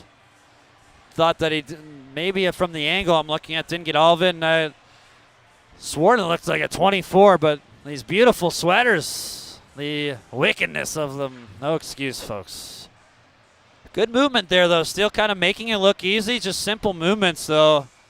And I like the decision making. Still 23 seconds on the power play, tied at 1. Big face-off win. Costa pulled it back. Tuminaro to Schultz. Back to Tuminaro. Lets it go. Save. Feldbergs the rebound. Sizzin up high. Looked like Weil got a piece defensively in front of him. Shots now 27-19. They were 27-14 just a couple moments ago. 4:16 to go and a 1-1 score that matters on the board. Montyro in the box. if you're curious, Herd, they're killing penalties at about 80%, 79.2. Definitely probably the best power play. It's not even over yet of the weekend. And for the steal, Scantlebury will take it. Scantlebury, who had points in 11 of his first 12 USHL games. He's been this is where we talk non-linear growth, though. It's not about points. And the kid at 2009 birthday is going to be a heck of a player. But this is where things in the growing pain, like, it's not about points. He's doing all the right things. I don't even think he's, in terms of ice time, getting that much. So he's been so effective, so good. Well, right now the steal. Millet off the side of the net. We're back to 5-on-5, under 4 to play here in the second period. Pass intercepted, waiting for it at the hash marks Weil, and he's got a fresh J.J. Montyro down the runway. Stick on puck, Millet. Montyro will just fire it back behind the net.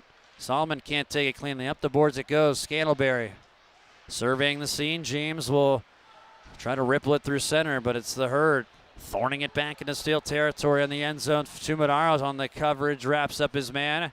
And Brock Schultz threw it out front off Kazda. Rope back shot, change direction over Charo. Soller on the retrieval. And a 1-1 score here late in the second as Zoho Kanainen takes a board battle at a chance earlier in the period. Rolls back far side, Steel end zone. Tumanaro ahead. Miles Bergen took a check shot, deflected in front of the net as Kanainen follows up on the puck. Yoho, left point shot is coming, deflected up high, stop Charo as Sorensen let it go.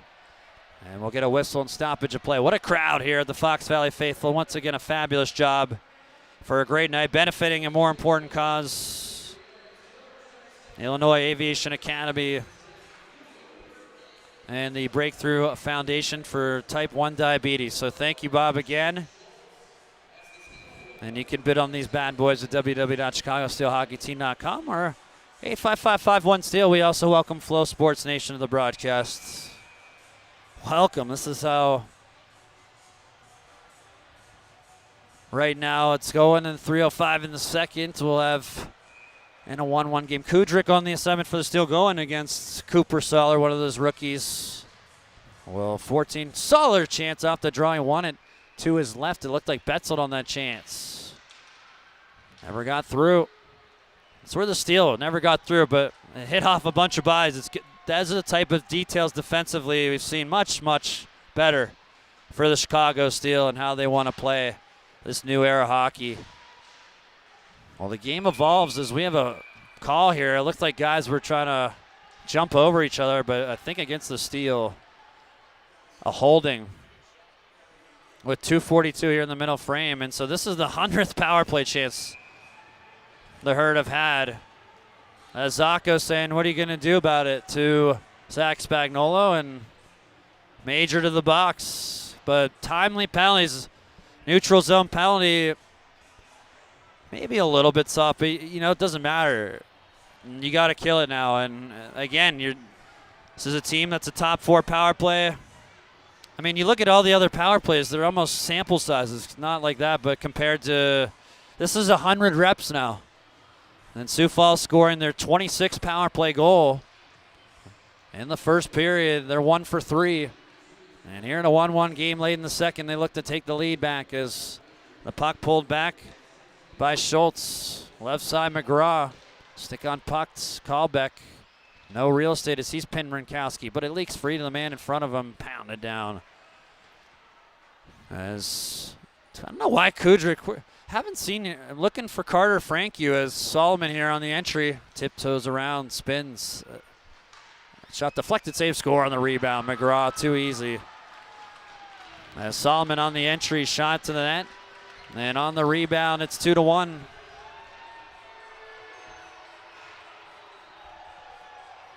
Well, again, the lesson of the story is can't take penalties. And for the Steel, this is a shot let go. Solomon, actually, for me, maybe a little bit late of a change. I mean, you look at the eventual goal scorer, Rinkowski, I beg your pardon. And so he's got now 10 of his 12 goals are on the power play. But for the Steel, late to the fiesta, coming back on defensively, the defenseman out of the picture there, and that's most likely due to the line change. And as we talk about taking each other's teammates' trash, deep into the offensive zone. And for the steal, no excuses, but hey, 2-1 Sioux Falls. By the way, I can't tell if he's still on the steel bench with these jerseys, but Carter Frankie, a guy who is a huge penalty killer, that's where I was kind of not distracted, but I'm looking for him out there. And I think he's on the bench. I'll have to look before the second intermission as Sisson can't take it cleanly. Schultz on the pass. Rebuff to Zacco. Montyro trying to weave it for Betzel with $1.25 in the second. So special teams under the microscope tonight. And now Zacco in the offensive zone. He's twisted off the puck by Sisson back in the logo at center. Weil throws it to Chiro, who gets the whistle now safely with $1.08 here in the middle frame. That's why I said on the power play, Kudrick, is it Frankie? Because it almost looks like from afar, bigger guys. And I can't see, it's impossible, because I'm looking for that captain's patch, but I cannot see him. Is he on the ice right now? Yeah, okay, there he is. Can't play this game with these sweaters. They're beautiful, but that's Aiden Dyer for the steal. And now Tuminaro defensively with Huetuainen. Under a minute to go, so I do not see Carter Frankie on the steel ice surface or bench. Hurge, who have the lead 2-1. Off the side of the net, Solomon first to the puck. Tuminaro throws him into the boards. Those two cancel out. Great compete by Solomon. It's one of the reasons the Red Wings took him in the 4th round, as chipped hit a glove in the Sioux Falls bench. And we'll get the whistle. More fun nights coming to Fox Valley Ice Arena, the Fox Valley Farewell Tour. It's CS 12 night on Friday, December 12th. Presented by Cyclones Amateur Hockey Association with special Taylor Swift themed sweaters to be auctioned off to benefit the Cyclones. Plus, stay after the game for full post-team autographs. Tickets on sale, meow. Late in the second, 2-1 Herd. It's been fun doing the Taylor Swift stuff. Some of those sweaters, the snake ones, are so sweet, where they came for one period last year. Kudrick, and then the steal offside. Entering the offensive zone. It's been, at times, pretty choppy. Like we saw the steal playing better, but it's up and down a bit. Here we haven't the pushback. Saw the steal tie the game.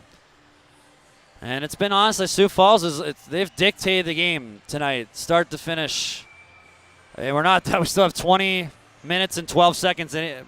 So 20 and whatever it is in 12 seconds, but Millett pumps it in with 8 here in the middle frame to go. They've dictated the pace. They responded when the steal timed the game, and they've made the steal pay on their mistakes in the penalty box tonight. And the buzzer sounds as Macrina trying to be a pest, but the Herd a 2-1 lead. They have the lead in the shots column as well, 30-18.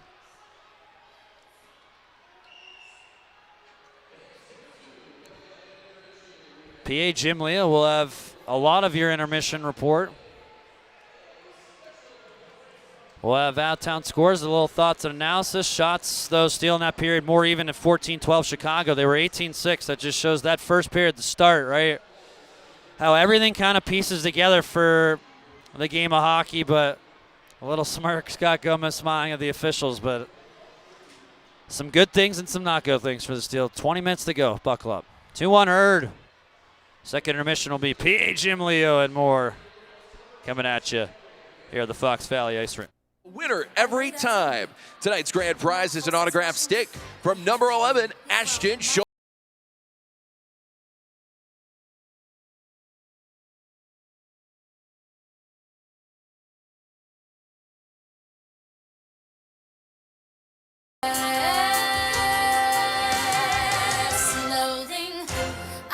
Steel fans, turn your attention to center ice, where we will be playing Coors Light Silver Bullet Slingshot Bowling. Whichever team knocks down the most pins wins a special Coors Light Chicago Steel Prize Pack, courtesy of Coors Light. In case of a tie, it'll be you, the fans, who will determine the winner based on your applause of who went down the alley.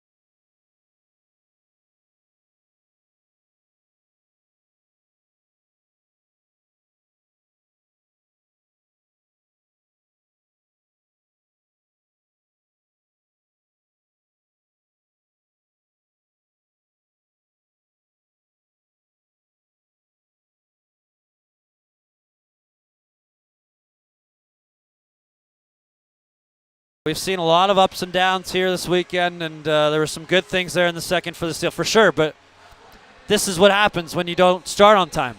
You're chasing the game from behind, and I could go on all night, folks. There's enough of that to go around. But you got 20 minutes here.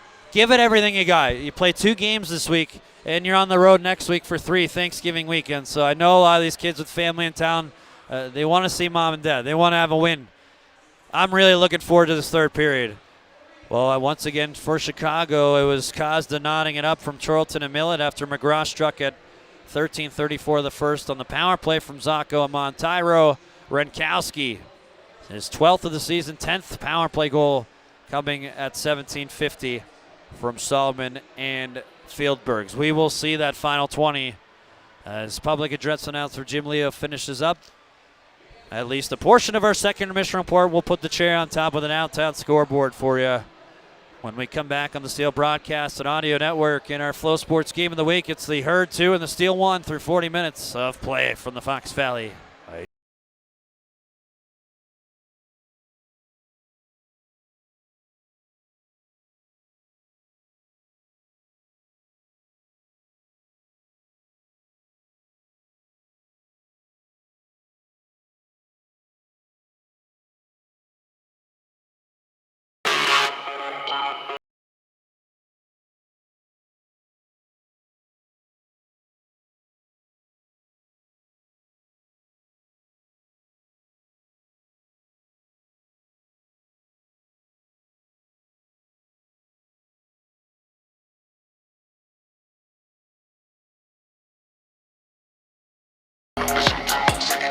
Aye.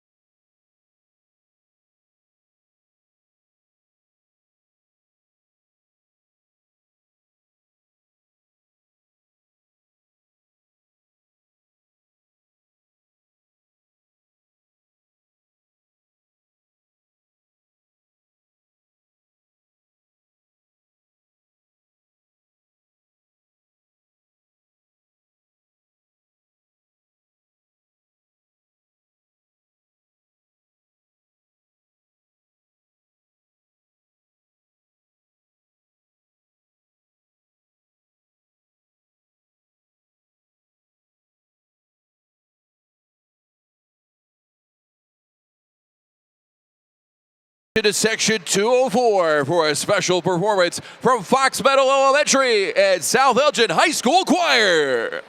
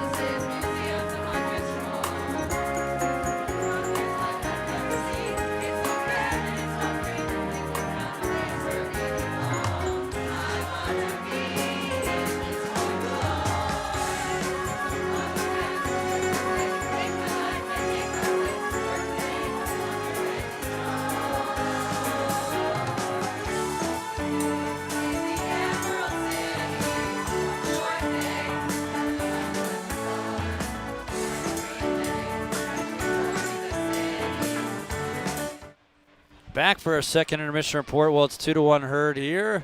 Mark Citron, voice of the Chicago Steel, welcoming Flow Sports Nation to the broadcasts. Well, 6 or make it 8. Capitals win 8-0 in USA 17s. And the Lincoln Stars 4-1 over the Battle of Kearney, and Nebraska beat the Storm 4-1. Lincoln Winning there is Sioux City 6, Des Moines 4. It's final. Green Bay, we'll see you Wednesday night. 4-1 Gamblers beat Omaha. And Omaha 2-1 Fargo late in the third in Waterloo with 100 seconds to go in regulation. Muskegon 4. It's the Rough Riders scoring 3 in the second period. It's a close one now. DeStable through 40 there. Youngstown and Dubuque tied at 1. Between that marquee matchup through 40 minutes of play. National Hockey League.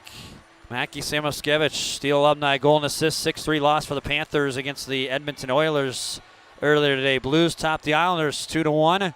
It's Tampa topping Washington 5-3. Ottawa 3-2 over San Jose. Macklin celebrating with an assist. How incredible is it to watch him now? Pittsburgh losing in overtime to Seattle 3-2. Other finals, Detroit beating, coming back after it was 3-1 Jackets. I was listening to that game on my way in. Wow, they get a couple late goals and win it 4-3 in overtime over Columbus. Fantilli with a goal. Then the Steel alumni updates. Rangers and Mammoth through 20, tied at 1. It's Montreal 5-2 over Toronto, final. Shout out to the general manager of the assistant general manager Ryan Hardy of the Toronto Maple Leafs, formerly known as Hurricane Hardy.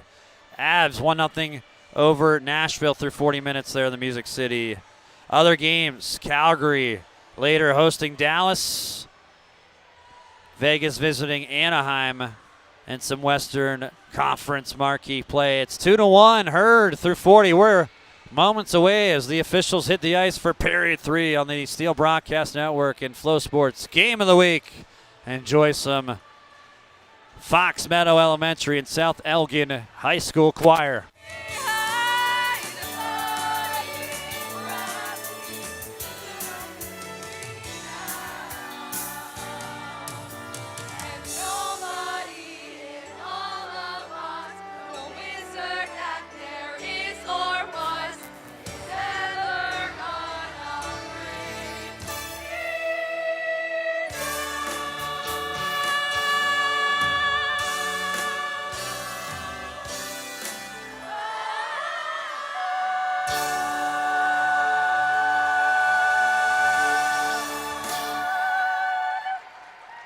Outstanding performance from Fox Meadow Elementary and South Elgin High School Choir.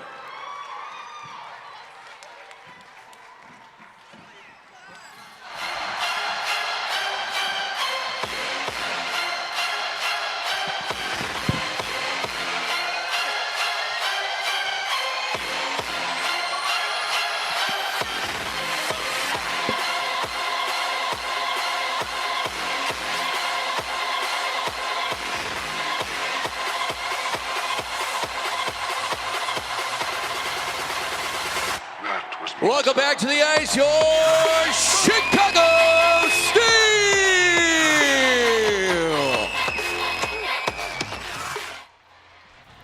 Thank you, Jim, as the best public address announcer in the game. Jim Leo, Mark Citron, voice of the Chicago Steel. Hoping, folks, you're having a great weekend. Thank you for tuning in, as always. Shout out to my man, Mark Johnstone, Jersey, puckhead downstairs. Just an awesome guy. He also had some Windy City Thunderbolt tickets where I've worked for the last couple of summers. And you talk about a Chicagoland fan there, as they say here in the Midwest, Chicago. And you go up north to Wisconsin, they sort of talk like that. But no, he's a great guy. Well, even his little lightsaber, he brings his wife to every game. And hey, we need some more energy, some more mojo. Better second for the Steel, but a 2-1 Herd lead. Here in the third period, Johnstone, a Clark Cup champ back in 2016 and 17 under Dan Muse, who's now the head coach of the Pittsburgh Penguins. And Johnstone with the Leafs organization, I believe now. Has been up and down and quite a pro. Well, the Steel, they're looking for their first win when trailing through 40 minutes of play. 0-8. Sioux Falls, when leading after 2 as we're underway. A perfect 8-0 record as the Herd look into the Chicago zone right now. On the far boards, McGraw. Montyro Takes a bump from Schultz, looks at the official across the rink, saying we're clean. And Marco Sinercha looks through center. Stretch pass is broken up by Grimes. Matthew Grimes defensively, as Schultz though on the retrieval. Around the horn, he'll exchange. Millet goes left, chance in tight, save. Feldberg's on Alex Kalbeck. Herd players are arguing for something. Well, a little check from behind and a steal player there. I think it was Schultz, but the sweaters from the side, a little harder to read at the writing, but I am not complaining. They're for a great cause. And my man Bob at Illinois Aviation Academy.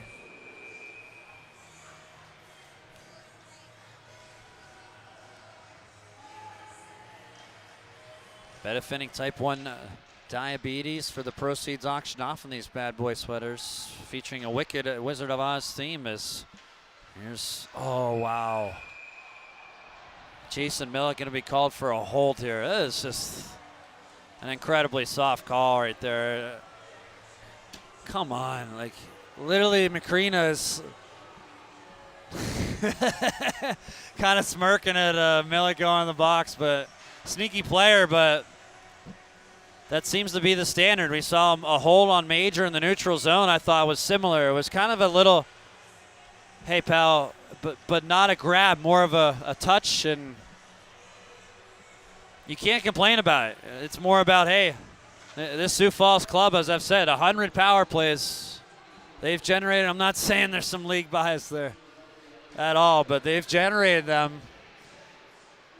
At least 20 more than the other team. As that looked like offside. We're going to play on. I'm not going to play official here. Macrina took the puck away, but right there, Kudryk luckily to throw it down. So a huge penalty kill for Chicago. Could be the game. You know, you can see it 2 already tonight. Score 2-1. 5th power play for Sioux Falls. Schultz across. They're 27 for a hundo. As Grimes sets it up, and they scored with 24 seconds on their last chance. Schultz made the play, and they'll scrape it down.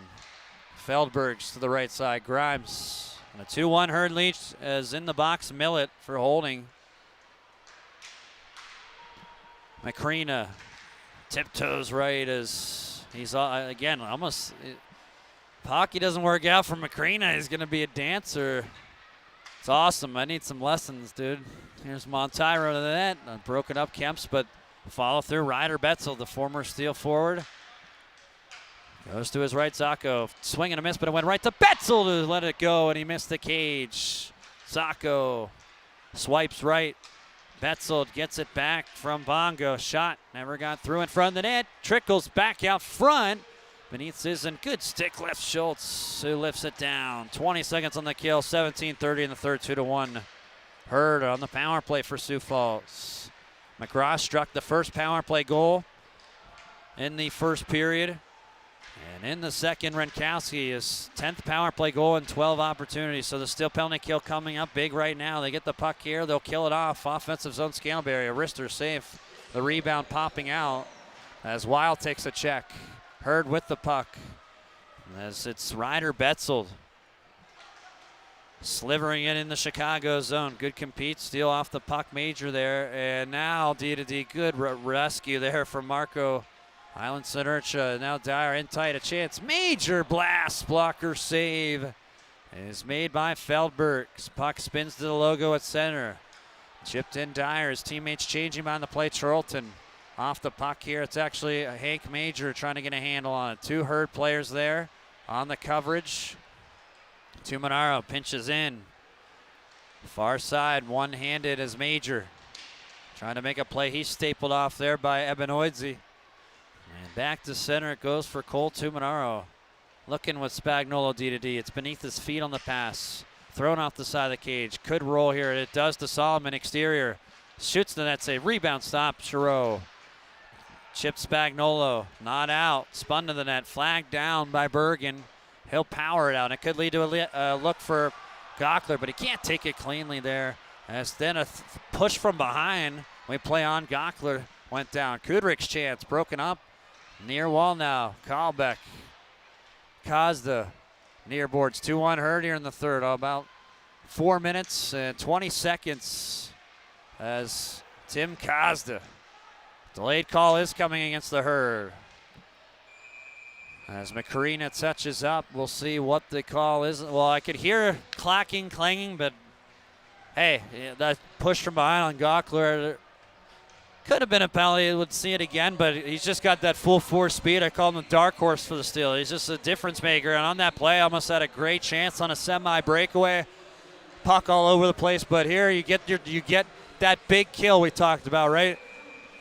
As Scott Gomez says, it takes the whole entire team. It's not a cliche. Like every single player in that penalty kill, fabulous job. And now you got a power play. You got to cash in. You really do.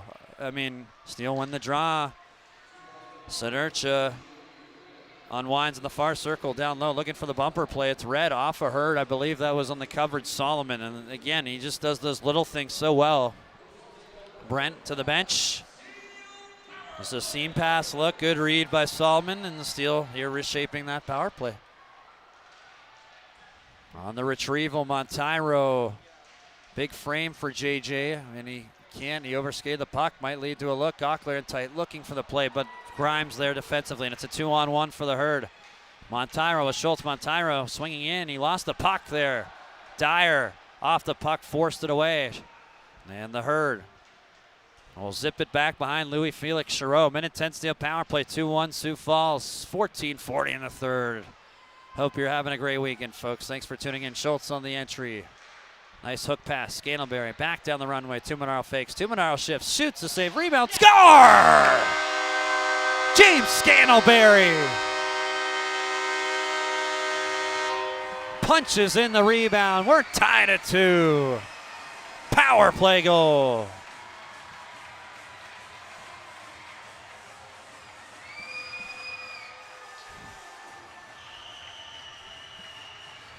Well, this kid, he's got a nickname in the works. I have one, but it's pretty, well, it involves cutting, I'll tell you that much. And in front of the net, right place. Good hockey IQ play, Cole Tuminaro here. He reads the situation, realizes, hey, if I fake this shot, I have so much room. He opens up the seam.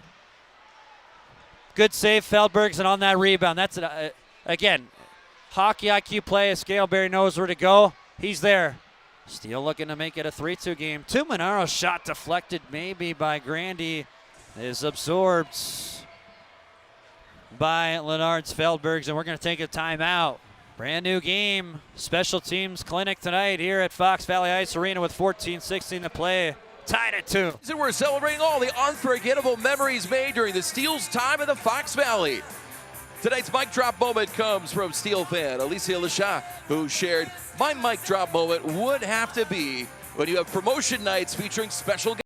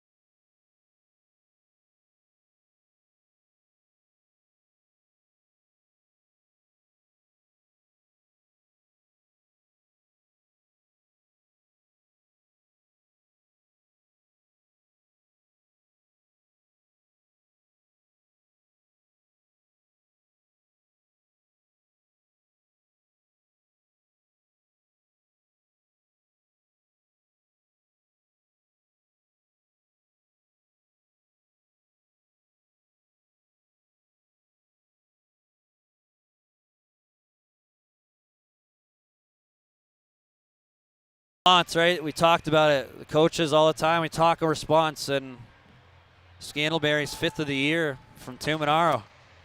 Now have to draw Dyer. Almost swirled in. He'll go into the near boards as Gockler sparring behind the net. Now Macrina and Dyer go at it. Gockler off the puck. Solomon chisels it. takes a goofy bounce, but fielded by the Herd. Schultz eventually able to ply it out. Steele D2D at their own line with 13:50 in the third. These two went to overtime yesterday. We'll see if it's a different story. Tuminero save on the wrister off the rush. Good look. Rocketed to save the puck momentarily. Dyer spinning it behind the net. Brady Kudrick looking for a play. He's got Manis on him. I've liked Noah's game. But Dyer looking for a play too. Dyer got it back sneakily there, looking for a hook play for Gockler, but just a bit out of the reach. Steele looking to catch the Herd changing. Bergen gets a piece of this slippery puck into the Herd zone. Takes a check from Sorensen, who was suspended yesterday. Steele off the puck here, much better. Bergen into the left wing, running out of real estate quickly. Tweaks it behind the net. Weil to his right, back to Holtby. He'll spin it. Holtby also has a captain patch defensively. We, at least here in Chicago, Scott Gomez talking about letters. Doesn't matter. He expects everybody here to be a leader by example, and letters don't matter. And he had a funny story with Joe Neuendijk saying, I was the guy that asked, hey, you know what? The letter, why did I? But no, it's like it doesn't even matter. And he had a funny story about that, but here in a 2-2 game. 12:56 icing against the Herd in the third. Shots 35-27. Sioux Falls as the Steel win the draw. Kalbeck shot. It just slithered wide as McGraw looking ahead on the rush. Down the right side. Pass is broken up as Montyro lost it. Great play from Scantlebury. Again, 09 berth here for James, making these plays away from the puck. Fabulous. Charlton the other way, goes a little bit west. It's Sisson looking to maybe finesse something there across back to the near boards, but it's iced by Holtby, who took a check and an icing call. The Herd, again, they're concluding an 8-game road trip, and they've got 4-3 on it. They started the trip 1-3, and so it's kind of like they've been the Steel. I mean, the Steel haven't won a game in 5, 3-1, and a 2-2 score here. It's at least Steel, after starting a sloppy first period, they've come some ways. I mean, they've taken some penalties, but hey, been able to respond and see if they can get a lead here. They took the lead last night on a shorthanded goal in the third, but that ended up, unfortunately, stewing to a tie. Spagnuolo, crafty play to keep it alive. Gockler, though, I like that Sioux Falls, they're tight on you. And now a chance. Kazda, it was clipped wide as McGraw got a piece of the puck. Far side, though, Steel funneling to keep it alive. Spagnuolo, Gockler out front, broken up. Two Steel players almost running into each other. Gockler on his backhand on the right point, looking down low as Renkowski on Schultz. Schultz escapes, maneuvers a pass. That's off Montyro. Schultz, as a cluster of bodies, leads to Gockler swirling in. Tiptoes a pass left. Shot just forked up high by Spagnuolo.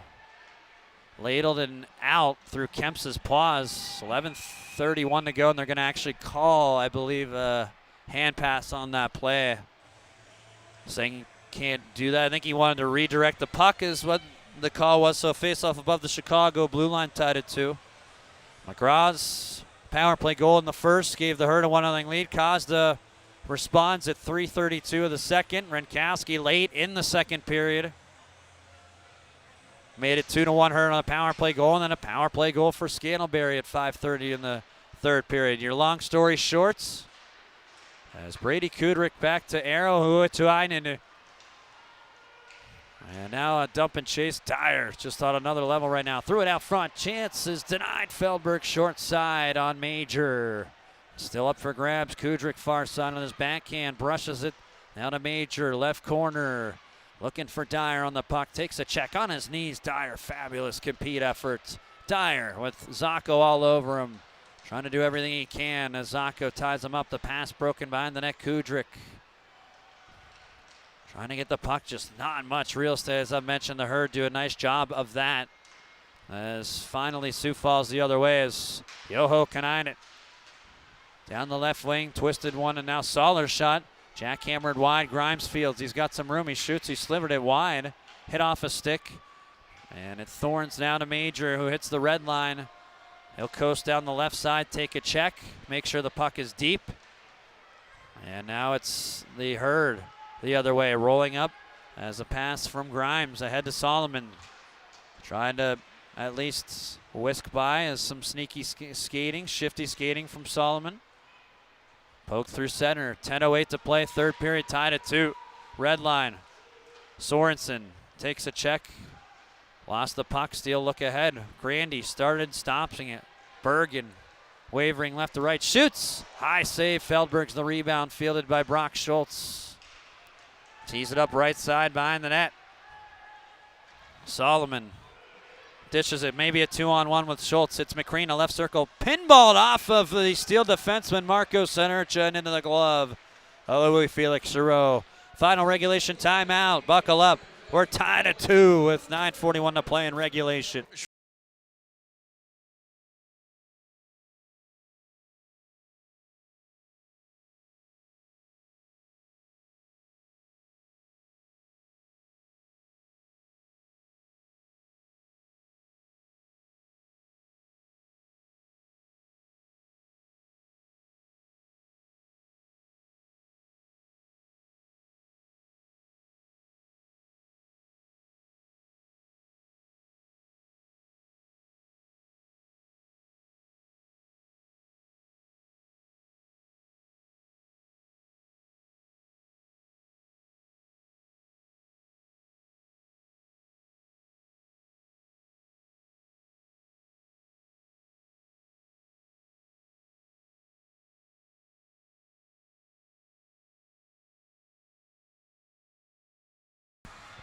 Along with the Flow Sports Game of the Week, tied at 2.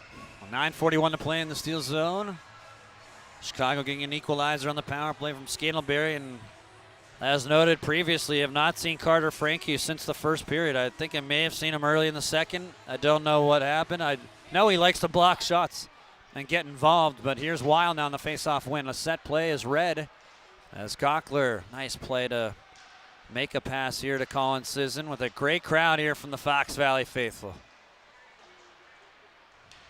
Scantlebury takes a check, makes a play. Sisson right to Gockler, and that pass intercepted off the puck here. Solomon in the Chicago territory, shoots a wicked wrister, no pun intended, up high. Back to the red line it goes. Solomon detours the puck, directs it deep into Steel territory. His teammates changing on the play. Callback through center, over the Herd line to Sisson. Nice pass. Sisson protects, trying to open up a seam out front. Second time to Schultz. Shot. Oh, it hit the post, scribbled wide. Manasaw will chisel it ahead. Rattles back over the Chicago line. Montyro for McGraw. Will knife it behind the net. McGraw working Rinkowski, trying to throw it out front. Back to Rinkowski, far circle. He missed far side. On the wrist shot to left point, Grimes. He'll swipe it down low swiftly. The puck gels as Jonas Kemp's on the retrieval. Steel ice the puck here, but Major's going to beat it out easily. Major, sneaky pass. Kaz to backhander, left pad save as Feldbergs looks. And they're going to call Schultz on an extracurricular here. He gave a little push to a defenseman cruising in front of the goaltender. Was it well after the play? I believe so, as it caused looks like Schultz.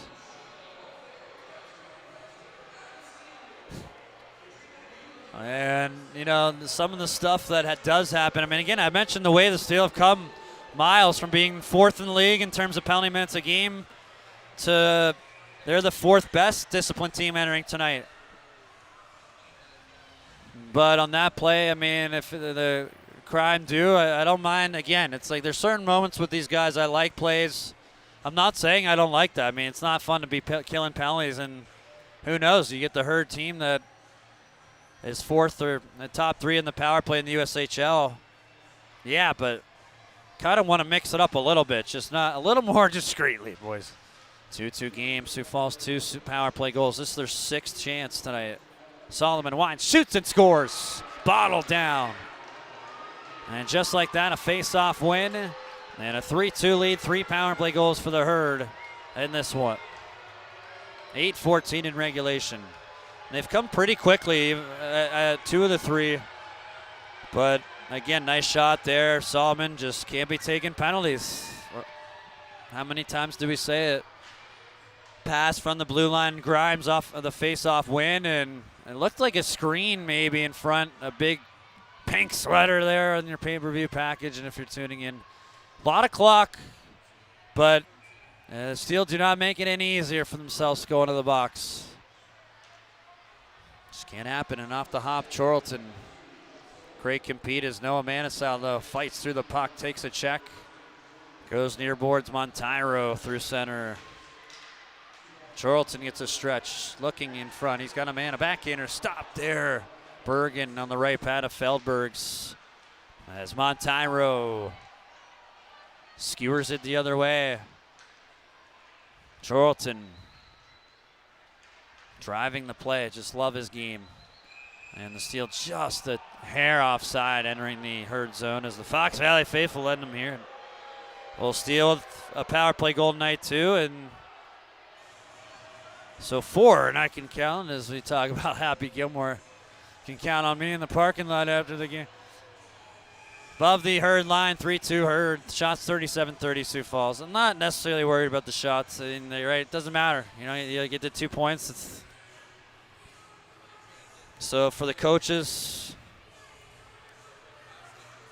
we've just seen both units too. Power play up and down. I mean, power play this weekend is pretty solid. I mean, it's fair. They got that goal in the third. You can't complain about it. But now 5-on-5. Got to get to work here as Scantlebury takes a trip. Far corner. Wedged, and eventually the puck will bait out and is backed by it. Grimes in his far corner. Herd looked to try to take this one away before a long bus ride home and their 8-game road trip, that their last home game on October 26th. So they'll be excited to be home. And for them, they get this big trip out of the way. If they can finish 5-3 again after starting 1-3, wow. You know, that's saying something, at least in a sense of points later on in the season with their battle in Fargo. Kudrick trying to get on the forecheck. Manisal there. Quick outlets, quick shifts for the Herd. Steel step up in the neutral zone. Kudrick will rotate the puck in. Brock Schultz retrieves, and on the near boards, up the boards, Gockler has been strong. Takes a check. Kudrick back to center with 6:30 in the third. Callback threw his man down. Possession, though, to the Thundering Herd, but stripped. Dyer looking out front. Pinball left, and the rebound is coiled, and Dyer again on the near boards. Aiden, what a strong weekend. We're not done yet. Kudrick behind the net. Extra level compete leads to a look. Callback saved the rebound. Kudrick trying to smother. He can't. The goaltender down. Broken stick on the one-timer. And it's going to lead to a chance because it was Tuamanaro who has to come back stickless on a 2-on-1. Save Giroux, the rebound, one and wide by Solomon. Steal as the fans love it. As Solomon has the go-ahead goal. Louis Felix Giroux gave him a shot from behind. Love it. Remains 3-2, close, but no cigar. Still 5:40 to go as Montyro shoots, broken off the stick of Millett. And now behind the play, JJ. Tripped up Millett, but pass intercepted Schultz. Steel on their horses here. Kazda trying to enter in the zone. A sharp angle shot as Charlton gets some attention here in the Herd. Nasty Nate. Do not please give him a penalty. I mean, doing everything he can to stay out of the blue paint, but saying enough. But God, goodness gracious. I mean, silly penalties for the Steel Knight, but do you expect to win with 2 goals either? No. So you can't just blame, the penalty kill one night. You can't blame a soft goal. That's where I believe in Scott Gomez, and I believe he says it takes the entire team for this thing to work. And there's pieces that are kind of scattered all around right now, but there's some really good ones, and it's a long year. But right now you got a lot of clock. You're down 3-2, offensive zone draw. Scantlebury. It's kind of been a carousel, as I've said at times, of things. But we've just seen the flashes of what can be there. As the Steel trailing 3-2 late in this one. Board battle as a chip chaser. Rolls to Sisson on his backhand toward the point, trying to make some more room for himself on the far boards. Major. Poke check toward the goaltender. Feldbergs behind the net. Great work. There's a chance. Major lasered it up high wide. Sisson started it. Scantlebury fed it. And the chance just missing. Herd are changing, and it looked like too many men there. But it is eventually Grimes playing the puck. Steele tossing ahead, looking for the stretch. They can't take it cleanly. 4:40 in the third, intercepted Kudrick. Now to the right side to Dyer. Has a trailer chance. Block Gockler. Gockler reloads, far wall. To the point, a fluff shot deflected on net, fought off Feldbergs. There from Spagnuolo. Lifted by the Herd, and Sioux Falls the other way, leading 3-2. Good look off the rush there. Pass intercepted 2-on-2. Now 2-on-3 is some room though. Little flake of a backhand look. I like it. Gockler fought off Feldbergs. Reloaded Kudrick. Shot blocked by Solar. Cooper will clear it down for an icing call, as it will be. And we'll get it with 4:03 in the third. Clock just keeps ticking for me. Still definitely have another one in him. Down by a goal, and associate head coach Tyler Haskins whispering into Scott Gomez's ears something, a couple little chit-chats. And I think the Herd are going to take a timeout. Why not? They want to make sure their guys are rested. They know their game plan. They know short changes, getting pucks deep. Like, I know that's a cliche, but it's so important because if you get it in the neutral zone, if you get it to the blue line, not good enough. If you sometimes, depending on the situation, get it to the circle, yes, you get it clear, but is it good enough? Is it the right play? Is it the hockey play? And clarifying at least some of that. But while we can, I try to walk you through. Special teams has easily been the story in this one. I mean, both defensively teams playing hard. First period still did not start on time. And that could cost them. You can't just point fingers, but there's just so many details. The on-time start is so important. And it's just, I think for me, it's been the most consistent one. We've seen the discipline be better. We've seen the D zone be better. We've seen the neutral zone be better for the Steel. The consistency and on-time starts right now for me is, at least there's still some times too when this team takes silly penalties. And even though they're getting better in that column, I mean, I'm not a whole numbers guy that way. It doesn't. They're taking penalties that shouldn't be taking. At timely moments of hockey games, McGraw makes the Steel pay a first of 3 power play goals. Kozda evened up in the second. Renkowski, a power play goal late in that second period to make it 2-1. The Steel tying it on the power play here. And then a silly penalty Schultz took has led to Brent Solomon's 11th of the season. 4:03 to go. Face-off in the Herd zone as Grimes wipes out Schultz.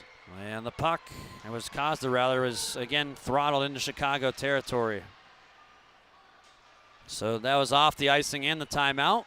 3:48 to go, 3-2 Herd. Kalbeck hurdles, he lost the wheel. And the puck scattered. It'll be held alive momentarily. Charlton to Kalbeck, far side. Schultz behind the net, looking to make a play.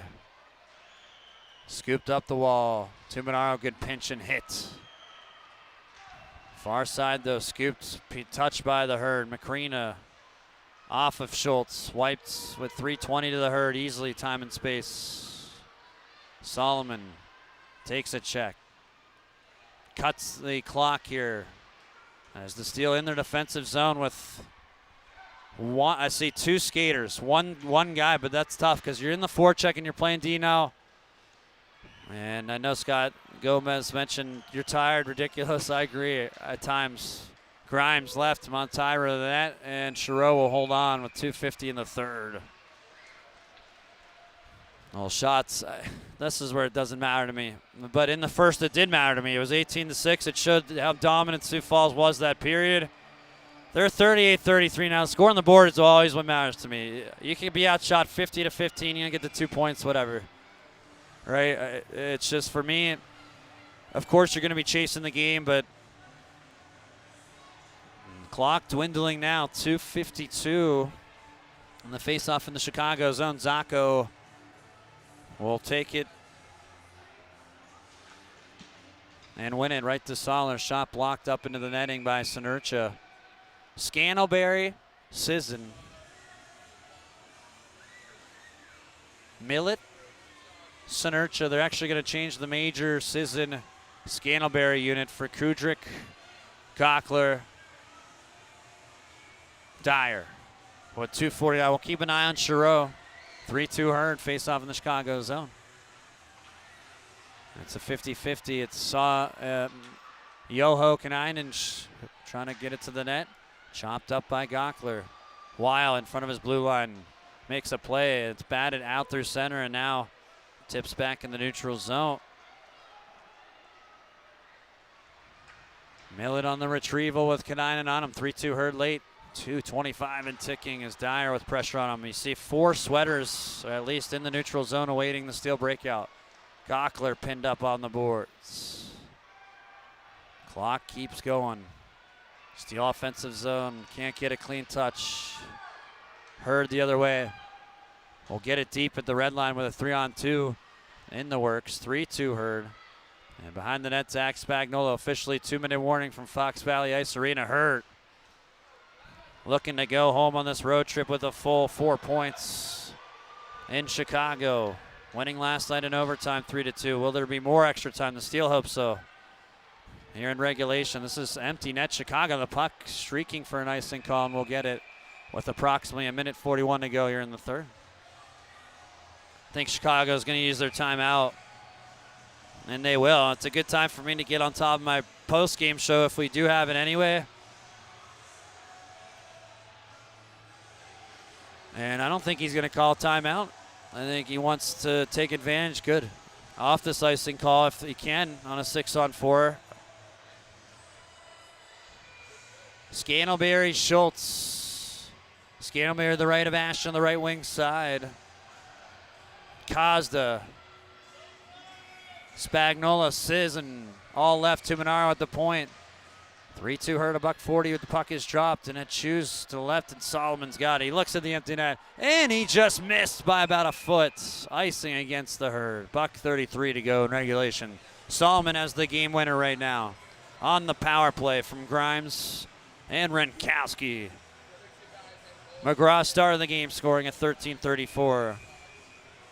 Kazda answered. Renkowski, 10 of his 12 goals on the power play. Made it 2-1 on the power play late in the second. Scantlebury in the third, and then I talked Solomon Steele. Sisson pulls it back to Monaro right. Schultz, one-touch play, shot save, the rebound, Feldbergs, and that'll be another impending icing. Solomon could hustle 2 Monaros there. With a $120 in regulation, good wedge chance there. Scantlebury on the feed, denied Feldbergs.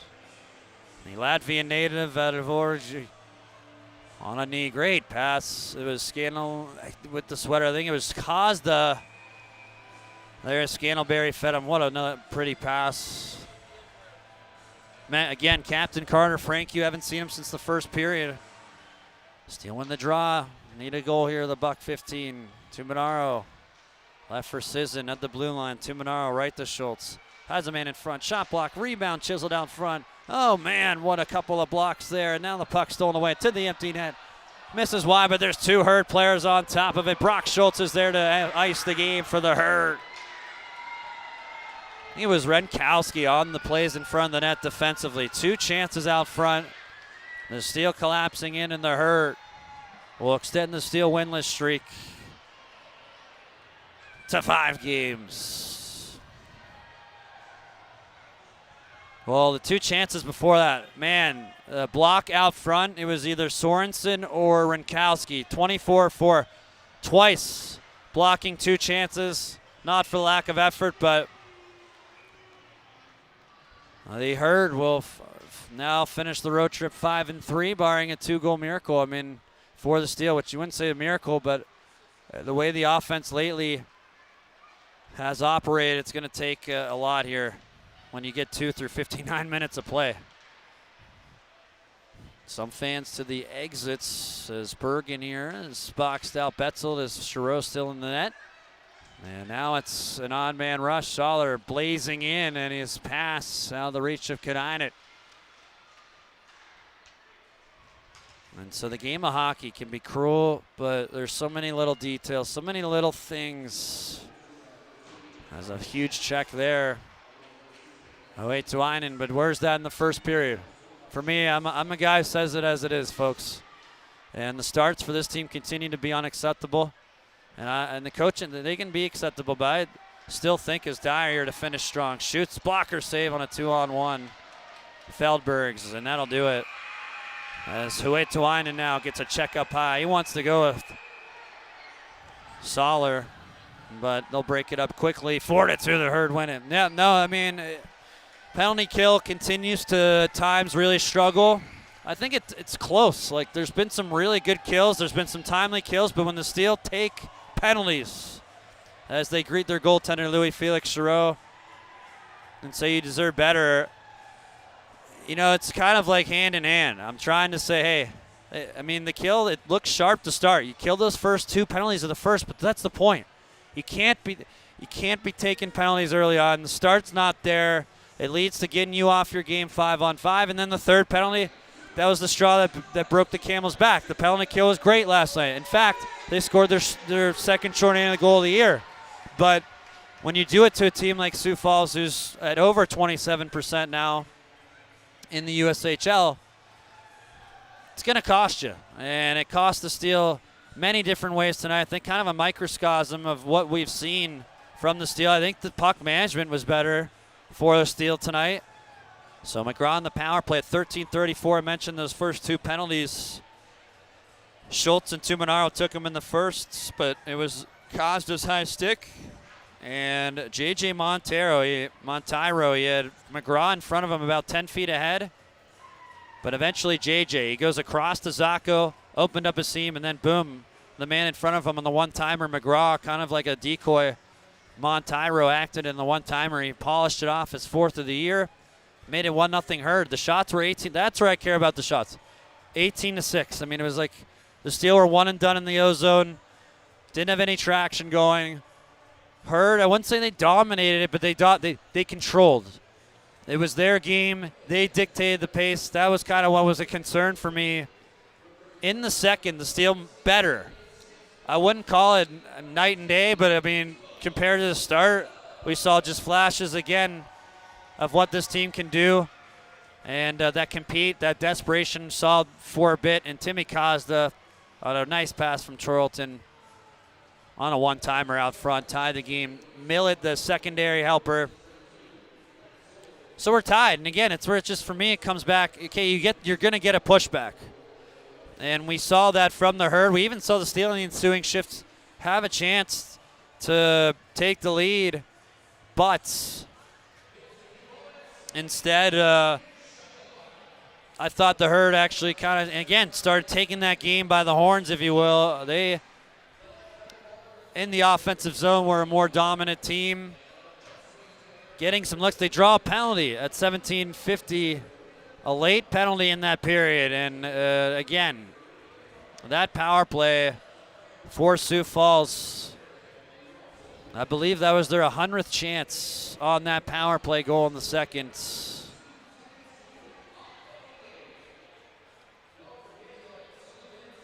From Rinkowski, his 10th on the power play, 12th of the season. Solomon and Feldberg's the assists, and it's like, that's where, again, it's been better. The discipline's been better, but then you get a game like tonight.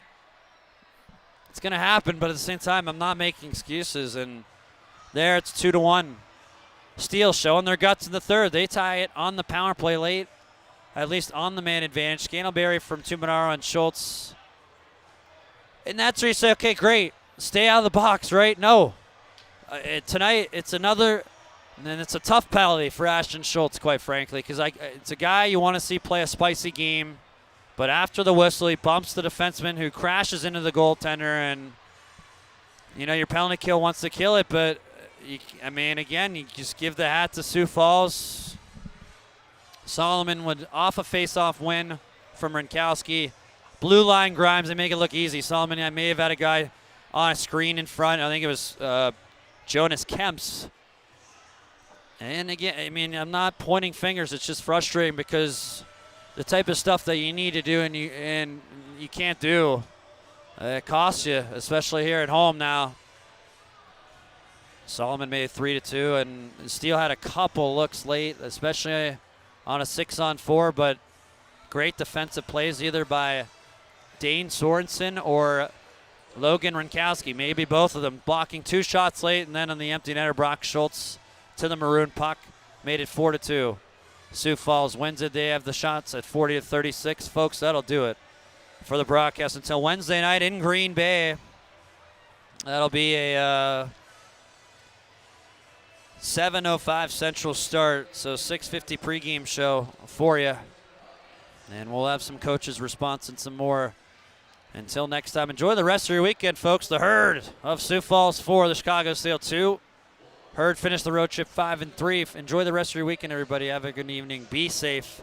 Good nights.